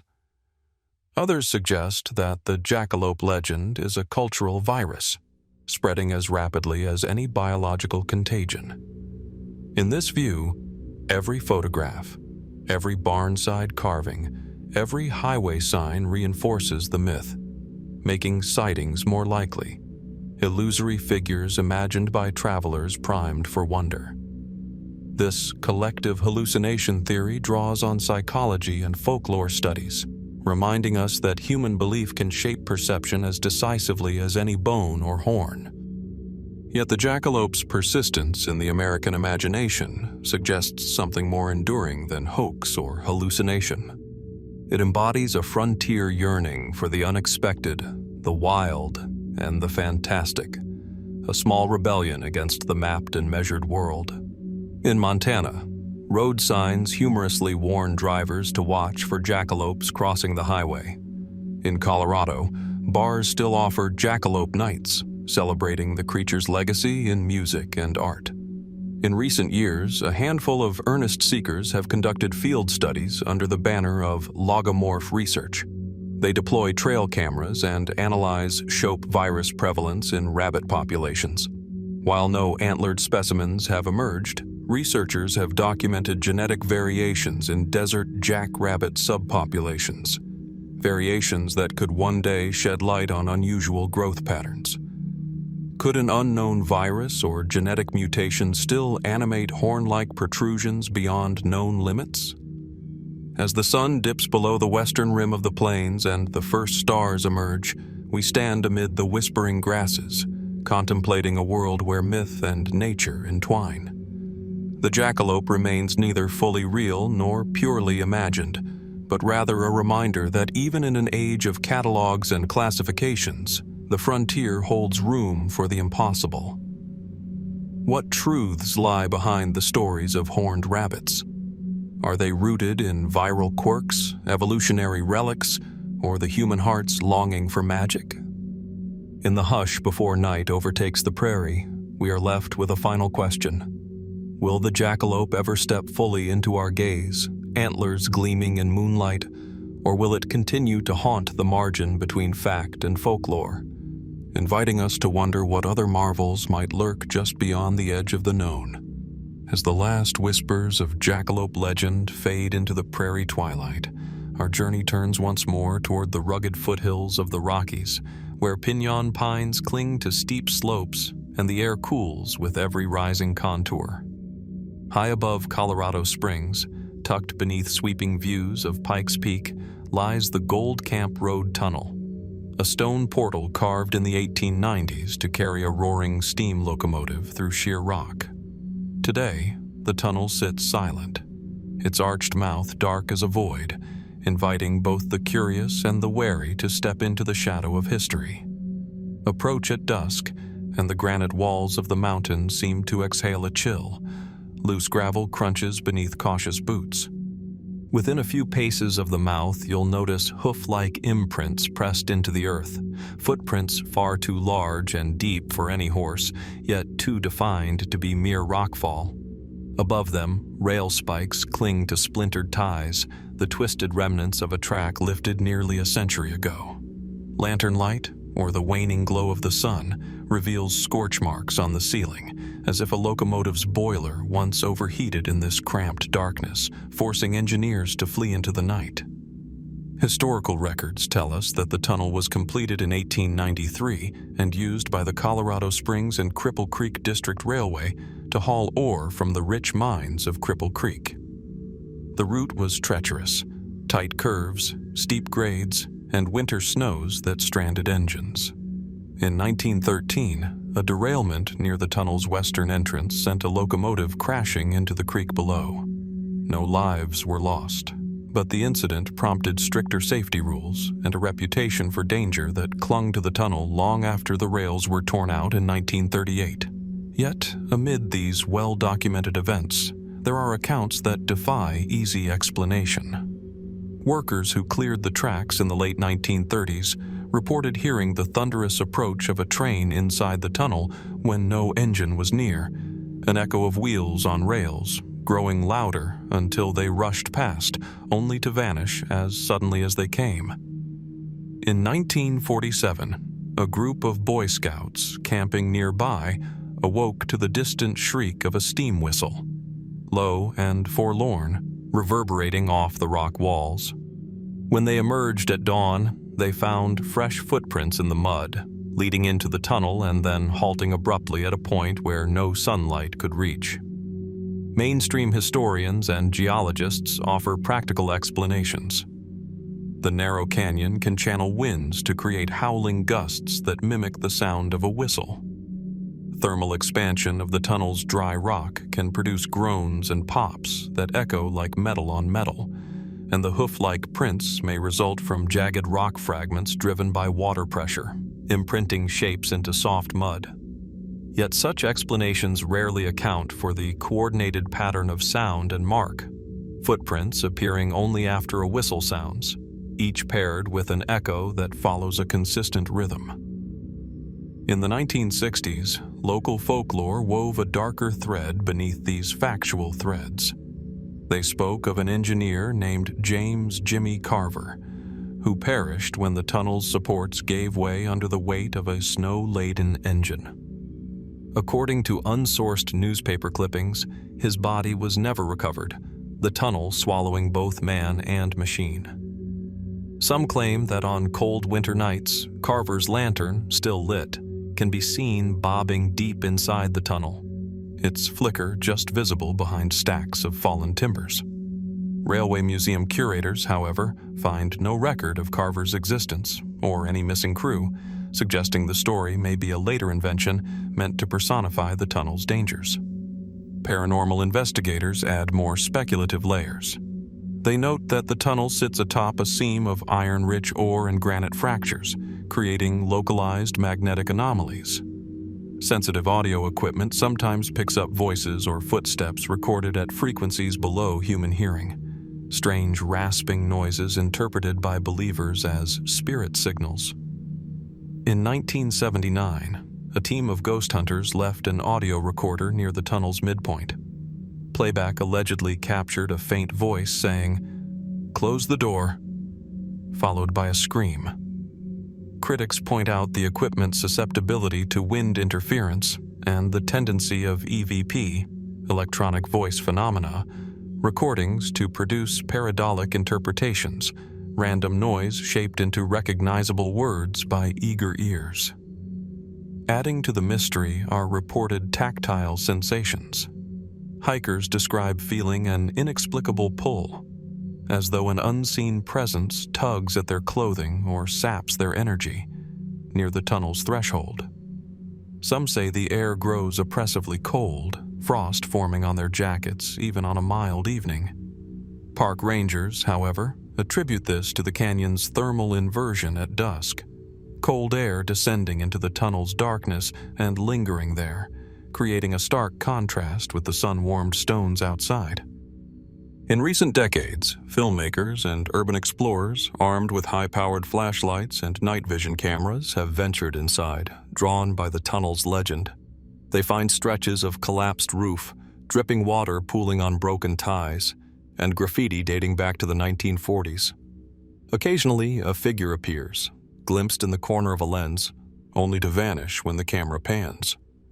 Some of these sightings have pixelated anomalies or lens flares upon closer scrutiny, yet they persist in the collective narrative as evidence that the tunnel still echoes with past lives. Anthropologists remind us that tunnels and thresholds often carry symbolic weight in human culture, as places of passage between worlds, both physical and spiritual. The act of stepping from light into darkness evokes primal fears and rituals. Could the haunted Gold Camp Road tunnel serve as a modern-day liminal space where the boundary between life and death, past and present, grows porous? And if so, what stories choose to slip through its rocky walls? Today, visitors approach the tunnel with reverent caution, carrying lanterns or headlamps, sometimes whispering prayers before stepping inside. They leave offerings, coins, flowers, trinkets, believed to appease restless spirits. Aside from official park notices warning of unstable rock and deep water, no signpost declares haunted tunnel. Yet those who feel a sudden drop in temperature, or hear a footstep when they swear they are alone, know that this gateway still holds secrets of the Wild West's iron horses and the souls that tended them. As we stand now at the tunnel's mouth, the world behind us bathed in pine shadow and fading light, we are beckoned into its bowels by a gravity both geological and intangible. What forces converge in this dark arch? Echoes of steam and steel, ghostly lamentations of the lost, or simply the canyon's own voice? And as we step over the broken ties into the unknown, we must ask, what truths lie hidden beneath these stone ribs, waiting for those bold enough to listen to the tunnel's silent song? Emerging from the shadowed mouth of the Gold Camp Road tunnel, we find ourselves once again on the weathered boards of a frontier street, this time in the old mining town of Fairbank, Arizona. The afternoon sun casts long, brittle beams across the sagging facade of the tiny sheriff's office, its paint cracked and gray. Outside, a single shotgun shell lies half buried in dusty earth, glinting like a tarnished promise of violence. This is where Deputy William "Shotgun" Collins fell, his life extinguished by a bullet whose origin remains as murky as the desert sky at dusk. On March 12, 1887, Collins was called out just before dawn to investigate reports of masked bandits casing the Wells Fargo stage route. Witnesses placed him astride his patrol horse, Spencer, beside a hitching post near the Cochise County Jail. In his hand, he carried the sawed-off shotgun that earned him his nickname, its twin barrels gleaming steel, ready to roar against any outlaw's approach. Moments later, a single crack echoed off adobe walls, and Collins slumped forward, blood blooming across his vest. Verified coroner's notes describe the wound, a clean entry just below the right collarbone, barrel wide and without powder burns, suggesting the shot came from some distance. Yet no suspect was ever arrested. Nearby, tracks led away in two directions. One set of hoof prints vanished onto a rocky slope. Another set, smaller, more deliberate, headed back toward town, only to dissolve at the schoolhouse gate. The official inquiry recorded both paths but offered no conclusion. Unknown assailant, motive undetermined. Mainstream historians attribute the killing to a simple stagecoach robbery gone wrong, a desperate attempt to thwart law enforcement before making off with gold shipments. Bandits, they note, employed long-range shotguns to catch deputies unawares, firing from the cover of mesquite and boulder. A posse formed that afternoon combed the ridges northeast of town, but found only collapsed shelters and the faintest echoes of distant gunfire, By evening, they returned empty-handed, leaving Collins's body under a canvas tent in the jail yard. Yet those same records hint at complications. In Collins's saddlebag, deputies found an anonymous letter, typed in a rudimentary press, threatening violence should lawmen persist in investigating certain private matters. Experts in 19th century printing later confirmed the typeface matched that of a local newspaper office, though no printer claimed knowledge of its origin. Could the letter's author have wielded a shotgun both literal and figurative, silencing Collins before he uncovered something more damning than a simple robbery? Eyewitness testimonies add further shadows. A saloon keeper named Marie Dupree told the county board she saw a figure slip from the darkness into the alley behind the jail at the moment of the shot. A man wearing spurs, but no other horse. He paused beside the rail where Collins's horse knelt, speaking softly before vanishing into the night air. Dupree's statement mentions the scent of fresh tobacco and an unfamiliar perfume, yet searches in local households uncovered no visitors matching her description. Fringe theorists, drawing on these fragmented threads, propose a far darker motive, that Collins had stumbled upon an illicit smuggling ring, one operating under the cover of gold shipments to move weapons or contraband into Mexico. In this telling, the bandits weren't mere highwaymen, but well-connected merchants protecting their profits. The letter's private matters allude to a ledger Collins found tucked inside a Wells Fargo safe, a list of names that included town council members and merchants. When he threatened to expose it, his end was sealed. Anthropologists studying court records from 1886 note an unusual clause in Fairbanks' charter granting rail and stage companies broad immunity from local oversight. Some suggest Collins intended to challenge that immunity, emboldened by rumors that the charter had been forged by unscrupulous lawyers in Tombstone.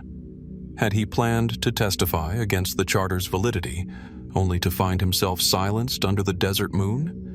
Even more speculative is the notion of a supernatural element at play. In the days following his death, night watchmen reported an unearthly whistle, low and mournful, floating through the jail yard. Those who dared to lean against the splintered boards of the sheriff's office swore they felt a cold breath on their necks, as if Collins's spirit still spoke through the wind. Paranormal investigators have recorded EVPs, electronic voice phenomena, near the alley, faint murmurs asking, "Who will carry the law now?" Skeptics warn of ventriloquism in the wind, but believers hear a plea for justice that transcends death. In recent years, historians and enthusiasts have used metal detectors to scour the alley and adjacent lots. They've turned up rusted bullets, some matching Collins's shotgun gauge, others too small for standard issue. A handful of period-appropriate cartridges, untouched by time's corrosion, suggests the possibility of hidden chambers or caches where conspirators stored weapons. But no definitive cache has emerged, and each dug test trench collapses under layers of adobe and detritus. As evening deepens, the ramshackle facade of the jail casts long shadows across the earth. We stand where Shotgun Collins fell, feeling the hush that follows such violence, an echo of betrayal, duty, and unanswered questions. Did a lone bandit act in self-defense, misidentifying Collins in the pre-dawn gloom? Or was the deputy a target of darker forces, slain to prevent truths buried in ledgers from reaching daylight? In the stillness, the only sound is the rasp of tumbleweed against rusted iron and the soft creak of a sign swinging in the breeze. We are left with the same question Fairbanks townsfolk have asked for more than a century. Whose hand held the shotgun that morning, and what lay at the heart of the private matters Collins pursued? And as the desert night settles around us, we wonder whether the full story of Deputy Shotgun Collins will ever emerge from the shadows he once patrolled. Stepping away from the weathered facade of Fairbanks Sheriff's Office, our journey carries us southward, over sun-baked mesas and through rust-red canyons toward the mist-shrouded peaks of Mexico's Sierra Madre Occidental. Here, among limestone cliffs draped in juniper and agave, lies a place locals speak of with both reverence and unease, a hidden realm where, some say, the boundaries between human and reptile blur. Picture a narrow gorge at first light, its walls glowing soft apricot in the dawn. A ribbon of mountain stream, cool and clear, cuts through talus fields strewn with ancient cairns. Above, the pines hum with birdsong. Below, the forest floor bristles with ferns and the mottled shadow of rock salamanders. Yet in silent pockets of the canyon, where sunlight pools shallow and moss clings to stone, earthen hollows mark the hollow impressions of hands and knees. These prints are too wide for any known mammal, too deep for a mere lizard to leave, and always vanish around a bend in the trail. The first written accounts of people of the scales date to the expedition journals of Padre Eusebio Kino in the early 18th century. He recorded whispers among the Yaqui and Mayo peoples of humanoid figures with glinting eyes and scaly hides, inhabiting caverns above the timberline. To the missionaries, such stories seemed older than the missions themselves, echoes of a time when the land spoke in spirits and omens rather than scripture. Mainstream naturalists who ventured here in the 19th century cataloged the Sierra's biodiversity, from the coiled vipers sunning themselves on granite to the emerald-colored iguanas that slipped into brush at a human's approach. Their field notes mention unusually large specimens, some reaching 5 feet in length, sightings that lingered at the edge of normal reptile biology. Yet these early scientists found no evidence of bipedal creatures, only hints of oversized lizards and the spray-painted graffiti of miners marking veins of silver. Local indigenous traditions add a deeper layer. The Tarahumara speak of the Chojarihue, shapeshifters who could assume both human and reptilian form, guardians of underground springs. They warn that disrespectful seekers, those who take water without offering cornmeal, risk awakening ancestral watchers whose hollow hiss can freeze the blood. In a cave deep along the Kusarare River, elders still perform rites of passage, leaving offerings of tobacco and turquoise to appease the Chojarihue before entering the darkness. Verified historical records intersect strangely with these tales. In 1897, a mining foreman named Ignacio Mendoza reported finding a crude subterranean chamber lined with obsidian mirrors and charcoal drawings of horned, scaled figures. His written testimony, preserved in the Chihuahua archives, describes an altar stacked with obsidian blades and polished geode bowls. When journalists from El Diario de Chihuahua arrived to investigate, the cavern had collapsed. Whether by ritual or rockfall remains unknown. Speculative theories have flourished in the shadows of these mysteries. Fringe cryptozoologists propose that the Sierra Madre's caves harbor a relic population of Cretaceous-era reptiles, perhaps survivors of an evolutionary branch as old as dinosaurs themselves. They point to the region's complex geology, with hidden karst networks and thermal springs that could sustain such creatures in isolation. Occasional thermal imagery from satellite surveys reveals heat anomalies in deep gorges, blobs of warmth when the surrounding rock grows cold, suggesting living bodies concealed beneath. Others weave political intrigue into the legend. During the Mexican Revolution, rumors circulated that rebel factions negotiated with the lizard people of the highlands, trading gold and arms for safe passage through secret routes known only to scaly guides. A handful of documents, marked top secret by United States military attachés, reference clandestine border crossings aided by non-human allies. Could these stories refer to reptilian shapeshifters, or are they coded references to indigenous scouts whose identities were dehumanized in wartime dispatches? Even more outlandish is the theory that the lizard people are not native at all, but the remnants of an ancient civilization that arrived by sea millennia before any known human settlers. Proponents point to scattered ruins, stone blocks carved with bas reliefs of humanoid reptiles, aligned astronomically to Orion's belt. They argue that these carvings bear no resemblance to Aztec or Mayan iconography, suggesting an older, lost culture. Yet mainstream archaeologists caution that weathering can erase stylistic details, and that similar motifs have appeared globally as part of humanity's shared symbolic language. Modern explorers equipped with infrared cameras and sonar probes have scoured known cave systems, mapping miles of subterranean passages in the hope of finding denizens of scale and spine. At the mouth of one cavern near Batopilas, a drone captured footage of a dark silhouette, tall, narrow, and smooth-skinned, gliding behind debris before flicking a curved tail. When researchers descended at first light, they found only reptile droppings and tracks that seemed to vanish at the cave's waterline. Was the figure an enormous salamander, a large iguana, or something altogether different?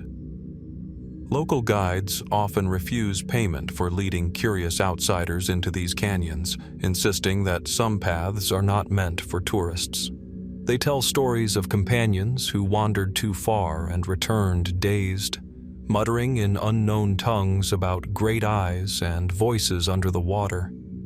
Yet when search parties trace the trails, they find no campsites, no human footprints, only overturned stones and broken branches as if something large passed too swiftly to record.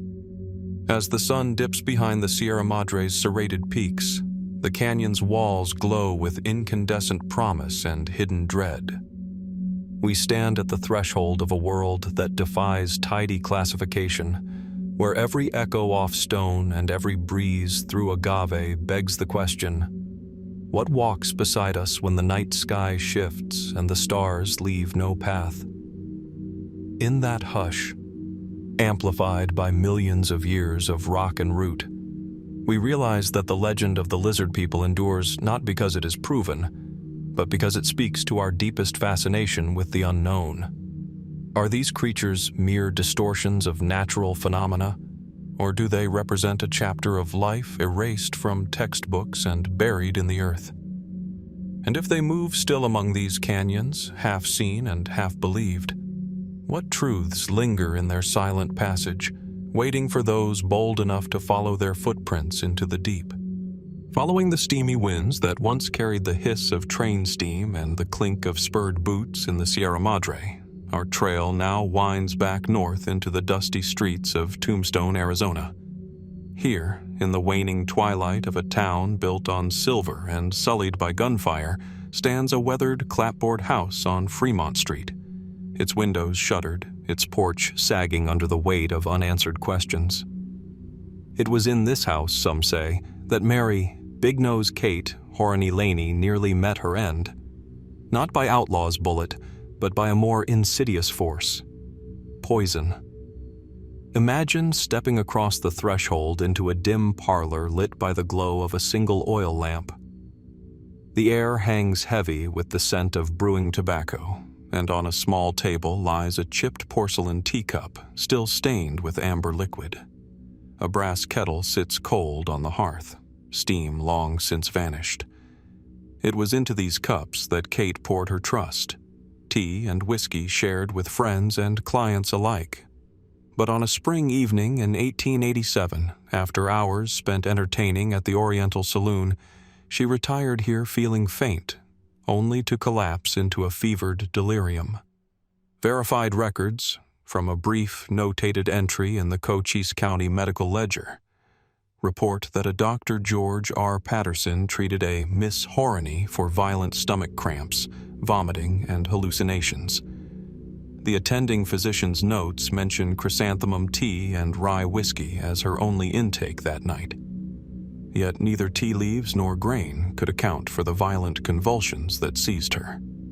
Patterson suspected arsenic poisoning, but with no chemist on hand and no time for analysis, the conclusion remained a dire suspicion rather than proof. Mainstream historians attribute Kate's collapse to overindulgence or perhaps a bad batch of liquor, a sadly common hazard in 19th century saloons where spirits were often denatured or cut with toxic additives. Lead-soldered tankards and copper-lined boilers could leach harmful metals, and wood-burning stills sometimes introduced soot and creosote into spirits. Could a faulty distillation have turned a celebratory drink into a near-fatal trap? And if so, did Kate's reputation as Doc Holliday's companion, an association that unnerved some, leave her vulnerable to an unwanted accident? Eyewitness accounts, however, hint at darker designs. A chambermaid named Eliza Monroe later stated under oath that she witnessed a furtive exchange that evening, a pale man in a bowler hat pressing a sealed vial into the hands of a woman dressed in widow's black. According to Monroe, the pair vanished down a back alley moments before Kate's screams echoed through the house.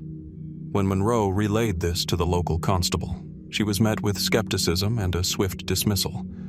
No arrest report or arrest followed, and Monroe's testimony vanished as quietly as she had appeared. Speculative voices have since woven further threads into the narrative. Fringe researchers suggest that the vial may have contained strychnine, a common rat poison in the era, favored for its rapid, violent effects. They point to the absence of any lingering symptoms after Kate's recovery. No blindness, no organ damage, consistent with strychnine's short-lived but brutal assault on the nervous system. If true, the poisoner intended a swift exit, leaving no trace of struggle or confession. Others cast suspicion on Catherine Big Nose Kate herself, that her collapse was a calculated hoax to gain sympathy, or perhaps an act of self-destruction born of trauma. After all, Kate survived a massacre at the OK Corral, the violent exile of her friends, and a rocky marriage to George Doc Holliday that ended in bitter acrimony. Could years of psychological strain have driven her to feign poisoning? Yet her subsequent behavior, toneless fear of warm liquids, and aversion to hospitality, suggests a trauma too real for performance. Adding another layer, local Apache oral histories speak of a witch of the waters who guarded the edges of Tombstone's creeks, casting enchantments on those who drank without offering tobacco or cornmeal. They tell of visitors struck down by unseen hands when they failed to respect the old ways. Could Kate's poisoning have been interpreted through these lenses as a spiritual retribution, a cultural boundary enforced by forces older than the mines? In 1926, Kate herself recounted the incident in a transcribed oral history, her voice steady but tinged with memory's ache. She spoke of waking in darkness, hands bound to the four-post bed, the taste of something metallic on her tongue. A figure in silhouette whispered, "The desert claims its debts," before slipping away.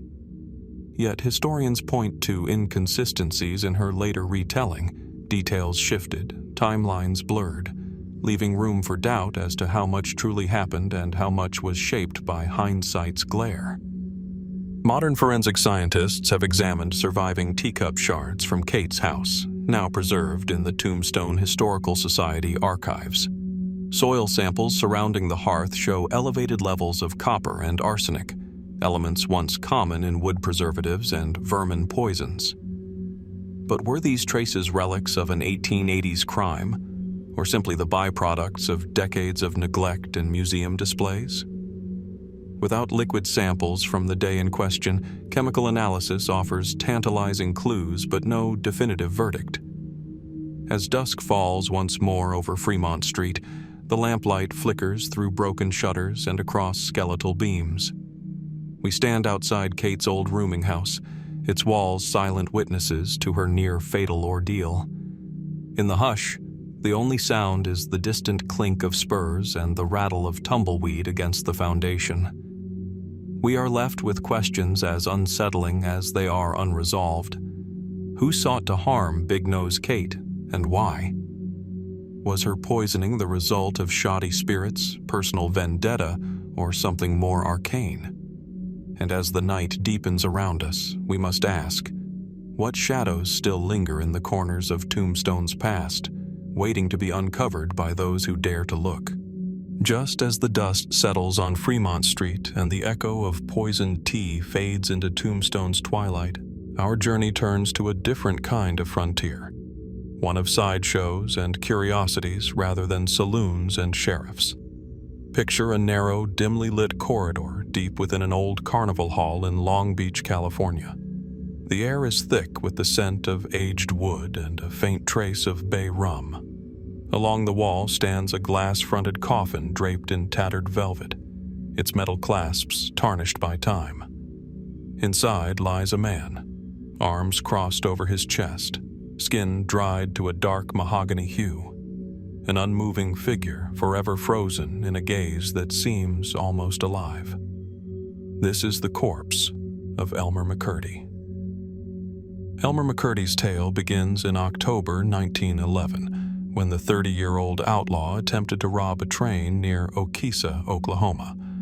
A shootout followed and McCurdy was fatally wounded, shot once in the chest and twice in the groin. His body was taken to a local mortuary in Pawhuska, where the embalmer, Joseph Doc Bundrage, provided McCurdy's family with a cheap service, reportedly skimping on the body's preparation.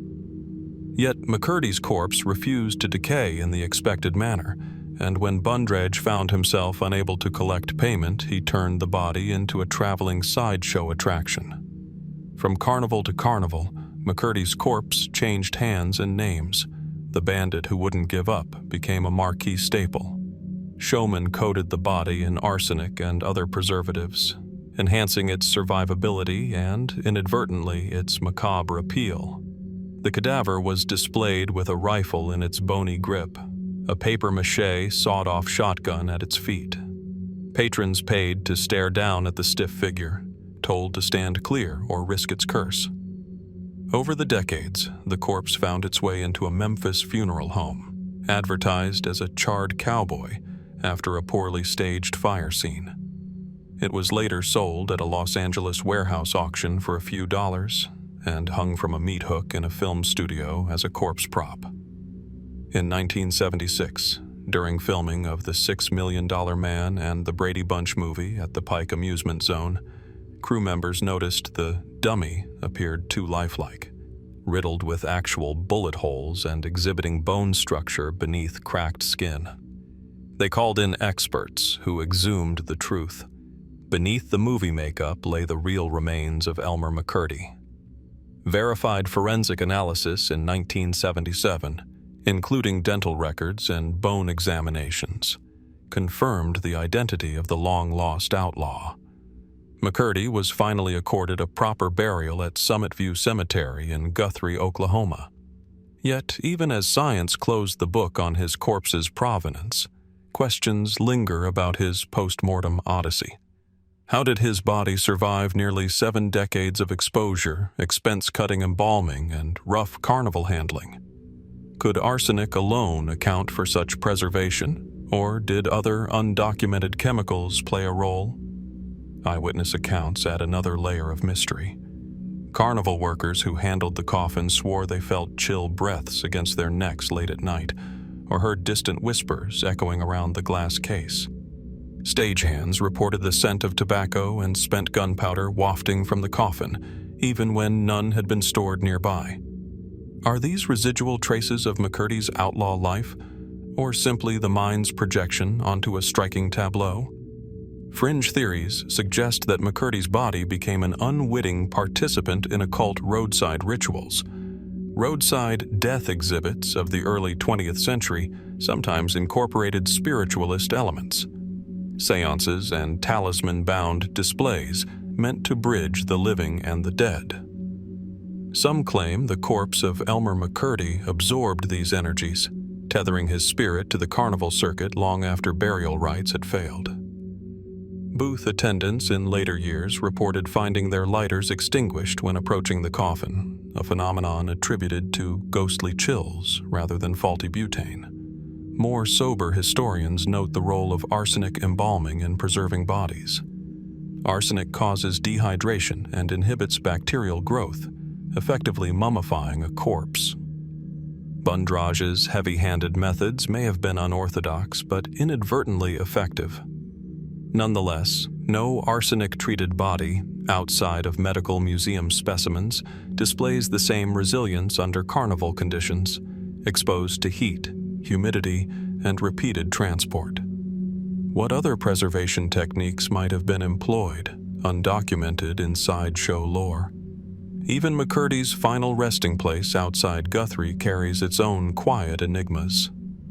Visitors to Summit View Cemetery leave coins, bullets, and small bandanas on his headstone, a folk ritual echoing the carnival tradition of tribute. Some claim that photos taken at the cemetery occasionally show a faint figure standing behind McCurdy's grave, a shape too clear to be lens flare, yet too elusive to capture fully.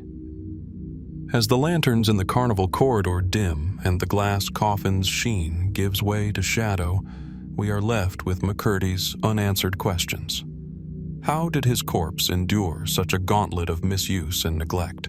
What spark, malice, curiosity, or something beyond our understanding drove showmen to exploit his remains for decades? And beneath that varnished veneer of showmanship, what truths remain hidden within the still bones of Elmer McCurdy? In the hush that follows, the hush of rotting sawdust mixed with the whispered currents of bygone gunfire, we must ask, are we ever truly free from the echoes of our deeds, or do some souls linger like McCurdy's, caught between the shot that felled them and the carnival that claimed them?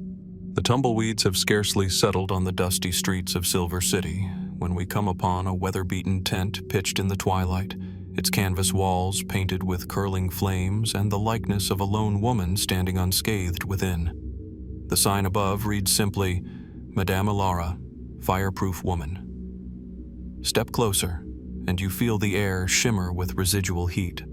Though no fire burns here now, only the promise of something impossible. Inside, oil lamps cast wavering shadows across swing stage platforms and iron cages crusted with ash. On a low pedestal sits a charred iron brazier, its coals cold and brittle. Nearby, a leather-bound scrapbook lays open, its yellowed pages filled with newspaper clippings and sepia photographs. A woman draped in satin, her skirts singed at the hem, yet her skin untouched. Onlookers in 1884 Silver City gawking with awe as she lifts a red-hot iron rod as if it were no hotter than a twig. According to contemporary accounts, Madame Ilara first appeared in Silver City in the autumn of 1883, stepping off the Southern Pacific train with a single suitcase and a steely gaze. Within days, she had convinced the Opera House proprietor to spare no expense, build her cage of wicker embers, erect her pyre of timber. On opening night, the audience gasped as she reclined upon a bed of glowing coals, palms and heels pressed directly against the fire. Smoke curled from her dress, but she rose uninjured, the applause thunderous enough to shake the rafters. Mainstream explanations attribute her feat to stagecraft and chemistry. Some scholars suggest she coated her body in a paste of clay and animal fat, creating an insulating layer that absorbed heat. Others point to early formulations of asbestos cloth woven into her clothing, available, though rare, as byproduct in silver mining towns where refractory materials were prized for smelters. Yet neither hypothesis fully accounts for reports that, when the cage was pulled away, Ilara's skin bore no burns, no residue, no sign of insulation removed. Eyewitness testimonies deepen the enigma. A blacksmith named Tom Alvarado swore he saw her kneel on embers a meter deep, then stand and walk across coals straight to the stage door. His apprentice, an eager teen named Jose, insisted he smelled ozone and something like scorched metal when she passed. Curiously, the audience's candles flickered, not from draft, but as if reacting to some electromagnetic pulse. Could a human body, an iron rod, and an open flame create such a ripple? And was her performance merely illusion, or did she tap into forces we have yet to understand? Local folklore adds another dimension. The Aishiwi storytellers tell of the Fire Maiden, a spirit born of volcanic ash and lightning strikes, an elemental being who can walk through flame as though it were water. They caution that those who seek to master fire's secrets risk becoming bound to its flicker, neither alive nor wholly at rest. Did Ilara come to Silver City bearing ancestral knowledge, passed in whispered teachings among smelting camps and desert canyons? Speculative voices have woven tales of the occult.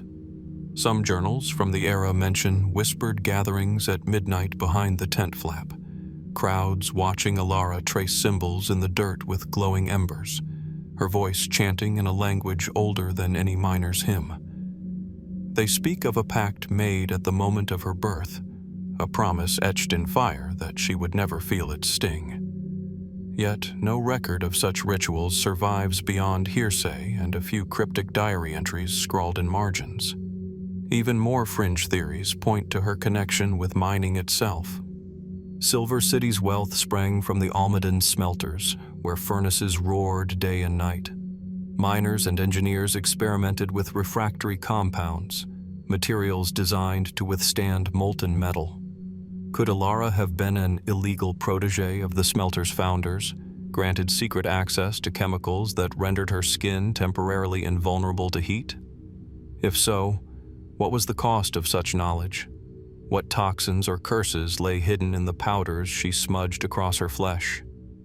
Photographs, those rare, staged images preserved in the scrapbook, reveal something unsettling. In each, Ilara's eyes shine with a light not reflected from lamps. It's as if her very pupils glow from within. When modern restorers examined the original glass plates, they found microscopic fractures along the emulsion, patterns unlike damage from time alone. Could the act of her performance have left an imprint on the photographic process itself? Madame Ilara vanished as abruptly as she arrived. One night in early spring 1885, the tent stood empty, its brazier cold, and the cage dismantled. No farewell note was left, no ticket stub for a departing train.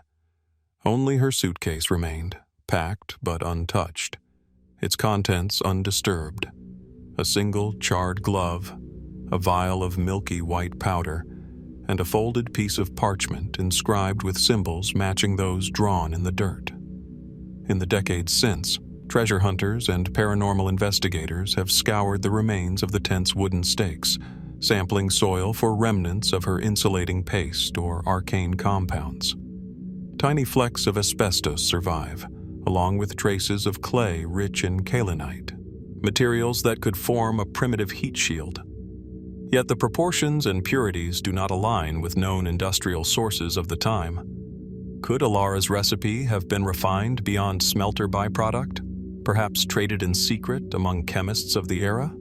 Today, the tent's last frame lies half-buried in a wash outside town, a few corroded spikes marking its former corners. Visitors come at dawn, tracing the circular scorch patterns in the dirt, feeling the earth still warm with residual memory.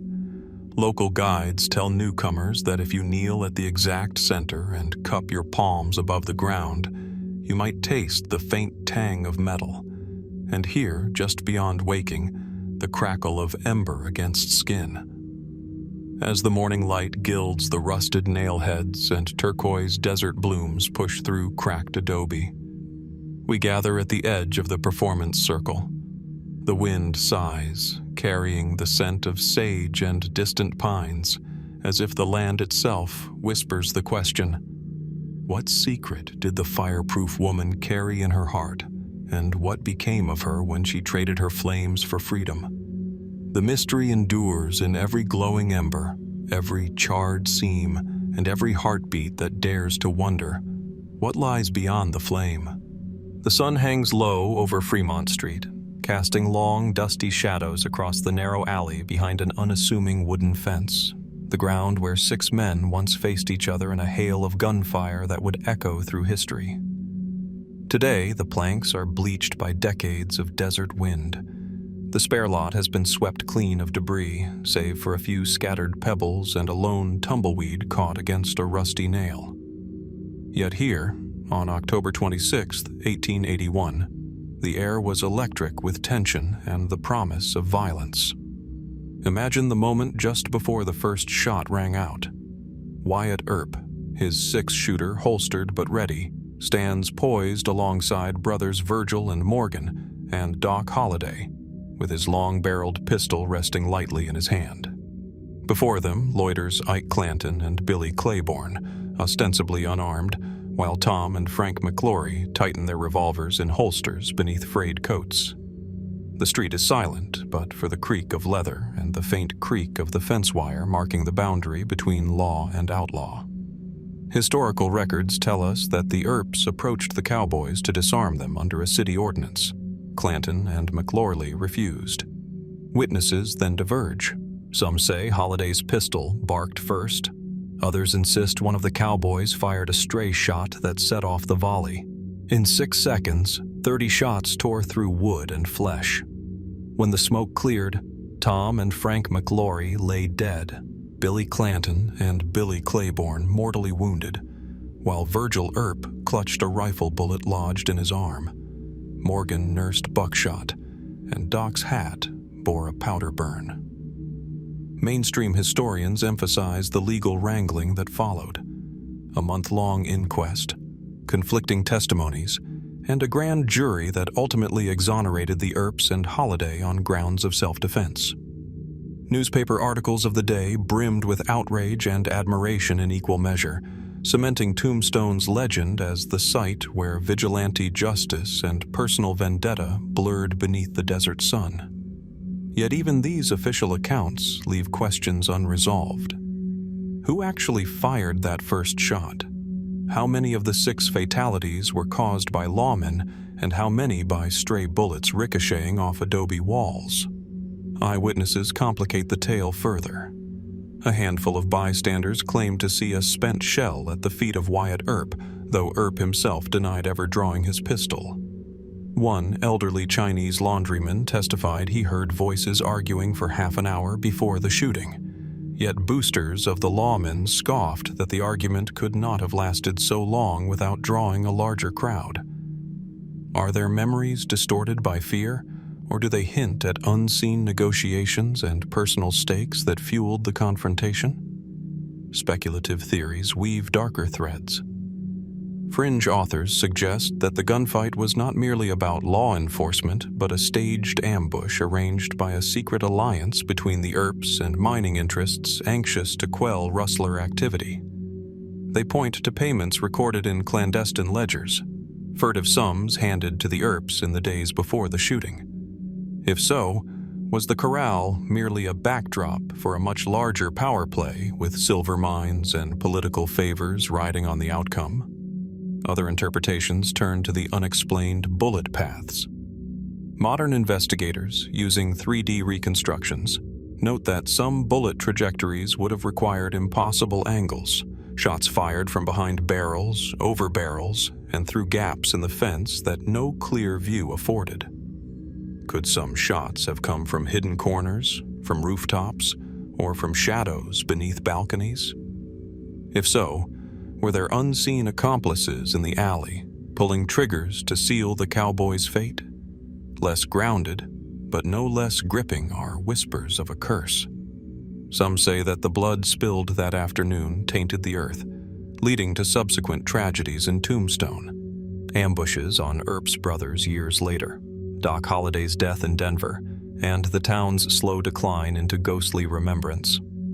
Paranormal investigators who have exhumed the site late at night report thermographic anomalies, spots of chill where no breeze blows, and audio recordings of single, muffled pistol shots when no recording device should pick up anything. Are these the echoes of the past replaying themselves, or the product of active imaginations drawn to tragedy? Even the identities of the men involved shift under scrutiny. Genealogical researchers have uncovered alternate names in coroner's reports, nicknames used in unsanctioned fights or aliases adopted to hide previous crimes. Was Tom McClory truly the lawless freebooter he was painted to be, or a reluctant participant dragged into a feud not his own? Was Virgil Earp a steadfast enforcer of the law, or a man desperate to preserve his brother's reputation and his own standing in the territory? In recent years, forensic ballistics experts have examined the original corral fence and the preserved bullet fragments lodged in nearby structures. They confirm the caliber of most rounds fired, but note a few shards too small to match any 1870s Colt revolver. Could someone have used a smaller Derringer or a shotgun pellet, a weapon not associated with the Earps, to tip the scales? If so, who slipped that weapon into play, and where did they disappear after the smoke cleared? As the sun sets once more over the remnants of Tombstone, the wooden planks of the corral whisper underfoot, and the fence lines stand as mute witnesses. We are left with a tableau both stark and pregnant. Lawmen and outlaws, honor and bloodshed, a town forever defined by a 6-second gunfight. What truths lie hidden behind conflicting accounts and unanswered questions? What forces, legal, personal, perhaps even supernatural, shaped the outcome that day? In the hush that follows, all that remains is the soft echo of 6 shots in a narrow alley, a moment suspended between history and myth. And so we ask, in the dusty crossroads of justice and vengeance, will we ever uncover the full story of the OK Corral gunfight, or will its secrets remain as elusive as the vapor trails left by those final fatal shots? Just as the dust of Tombstone's legendary gunfight settled into memory, our trail now sweeps northward over the rolling plains toward the jagged spines of the Colorado Rockies. In the shadow of Pikes Peak, where alpine winds whip through pine needles and sudden snowstorms can cloak the world in white, lies a mystery that predates Tombstone by decades: the disappearance of the Nininger party. Picture a late summer morning in August 1857. A small band of pioneers, led by Colonel George S. Nininger, waits in camp at the mouth of Monument Creek, its clear waters tumbling over cobblestones. Their oxen low softly, and the early sun glints off brass fittings on canvas wagons. Before them lies the steep ascent toward what would become Colorado Springs, and beyond that, the promise of fertile land and mining fortunes. Among the 9 souls are seasoned frontiersmen, 2 young newlyweds, and a handful of eager adventurers, each with their own hopes and burdens. For the first 3 days, the party climbs steadily, carving a primitive road through dense scrub and piñon pines. They leave simple rock cairns marking their route, careful to conserve water in leather canteens. On the morning of August 6th, they break camp near the tree line, only miles from Bear Creek Pass. When evening falls, their campfire burns low, and a sudden squall of hail and wind drives them into hastily pitched shelters. The next dawn, however, Nininger and his companions have vanished. Search parties organized by nearby settlers combed the slopes for weeks. They found only one surviving member, young John Lewis, semi-conscious beneath a boulder, his memory fractured by exposure. He muttered of a roof of rock that fell, of cartwheels buried under snow, and of voices carried away on the wind. But when rescuers asked him to guide them back to the site, he shook his head. The world had shifted too much, and he could not recognize it. Official records note that Lewis was placed in a Pueblo jail for his own safety, then sent east with surveyors. He never returned to the Rockies. In the following months, emissaries led by Captain James Brown and 2 American Indians, guided by native knowledge, found a single ox skeleton and a scattering of rusted irons, a broken ring, a dented frying pan, a battered rifle stock. No traces of bodies, no fragments of tents. Only depressions in granite slabs where snowmelt pooled, as if marking a grave larger than any one man. Mainstream historians attribute the tragedy to abrupt mountain weather and fickle terrain. A lightning-triggered landslide could have swept the wagons off the narrow track into a hidden ravine. A sudden snowstorm at elevation, known then as a white blizzard, could bury tents under 6 feet of snow, leaving survivors to wander until hypothermia claimed them. But in most such cases, some evidence surfaces. A torn piece of cloth atop a boulder, a shovel handle snapped in half, or human remains carried downhill by meltwater. Here, the land seemed to swallow both people and proof whole. Eyewitness fragments from indigenous Ute and Arapaho elders add another layer. They speak of mountain spirits stirred to anger by the pioneers' loud pack trains, sagging with iron and steel. According to one elder's recounting, the Nininger party camped atop a sacred fault line, where earth energy pulses through rock seams. Those who disturb the silent currents risk invoking what the Ute call unkawitch, a force neither benevolent nor malevolent, but inscrutable, like the mountain itself. Could the very ground have shifted, cracking open to claim its trespassers? Speculative voices have woven further threads into the tapestry. In the 1920s, a prospector discovered a hidden cave just below the timberline, its entrance masked by a curtain of trailing vines. Inside lay timber beams charred at the edges and a single ox yoke leaning against a stone wall. No human bones, but scratch marks on the cave floor, deep gouges as if clawed by desperate hands. The discoverer, fearing curses, sealed the cavern, and its location has since been lost beneath decades of forest growth. Other fringe theories suggest foul play, that rival prospecting outfits conspired to eliminate the competition before it could claim valuable placer leads. Letters unearthed in a Denver merchant's archive hint at shady partnerships and secret maps promising gold in the Bear Creek drainage. Were the Nininger wagons ambushed by hired guns who buried the bodies under fresh snow and slipped away, leaving no eyewitnesses? If so, where did those conspirators bury their loot? Beneath the very cairns the pioneers left behind? Anthropologists remind us that memory itself can fracture under stress and cold. John Lewis's recollections, spoken in halting gasps, may have merged dream with waking terror.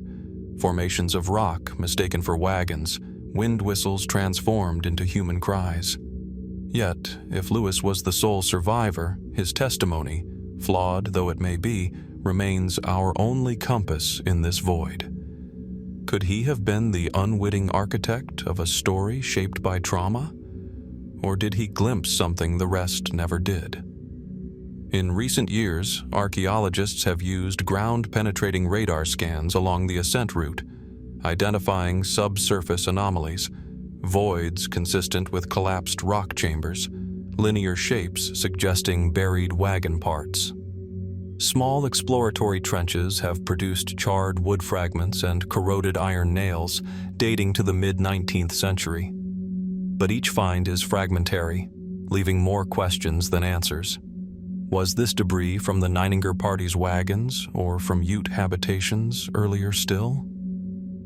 As dusk descends and the wind rises, the pines sigh with ancient echoes, and the summit of Pikes Peak glows with last light. We stand at the edge of the obstruction that halted the Nininger party's last climb, the granite slab platter known today as Lost Man's Table, its flat surface mysteriously unmarked by human tread. The cairns above are gone, scattered by weather and wandering elk. All that remains are the rocks themselves, silent sentinels to a story half told.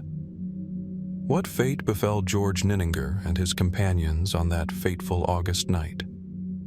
Did they perish beneath avalanche and snow, swept into a crevasse that swallowed them whole? Were they claimed by unseen spirits guarding ancient fault lines, or victims of human treachery in pursuit of gold?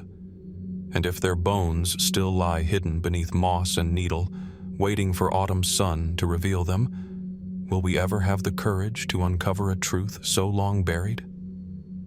In the hush of cooling air, the lost Nininger party reminds us that some mysteries are bound to the land itself, etched into the rock, carried by the wind, suspended between memory and the unwritten chapters of history. And in their silence, we are left to wonder what other secrets these high places keep, far from tracks and cairns, waiting for voices brave enough to listen.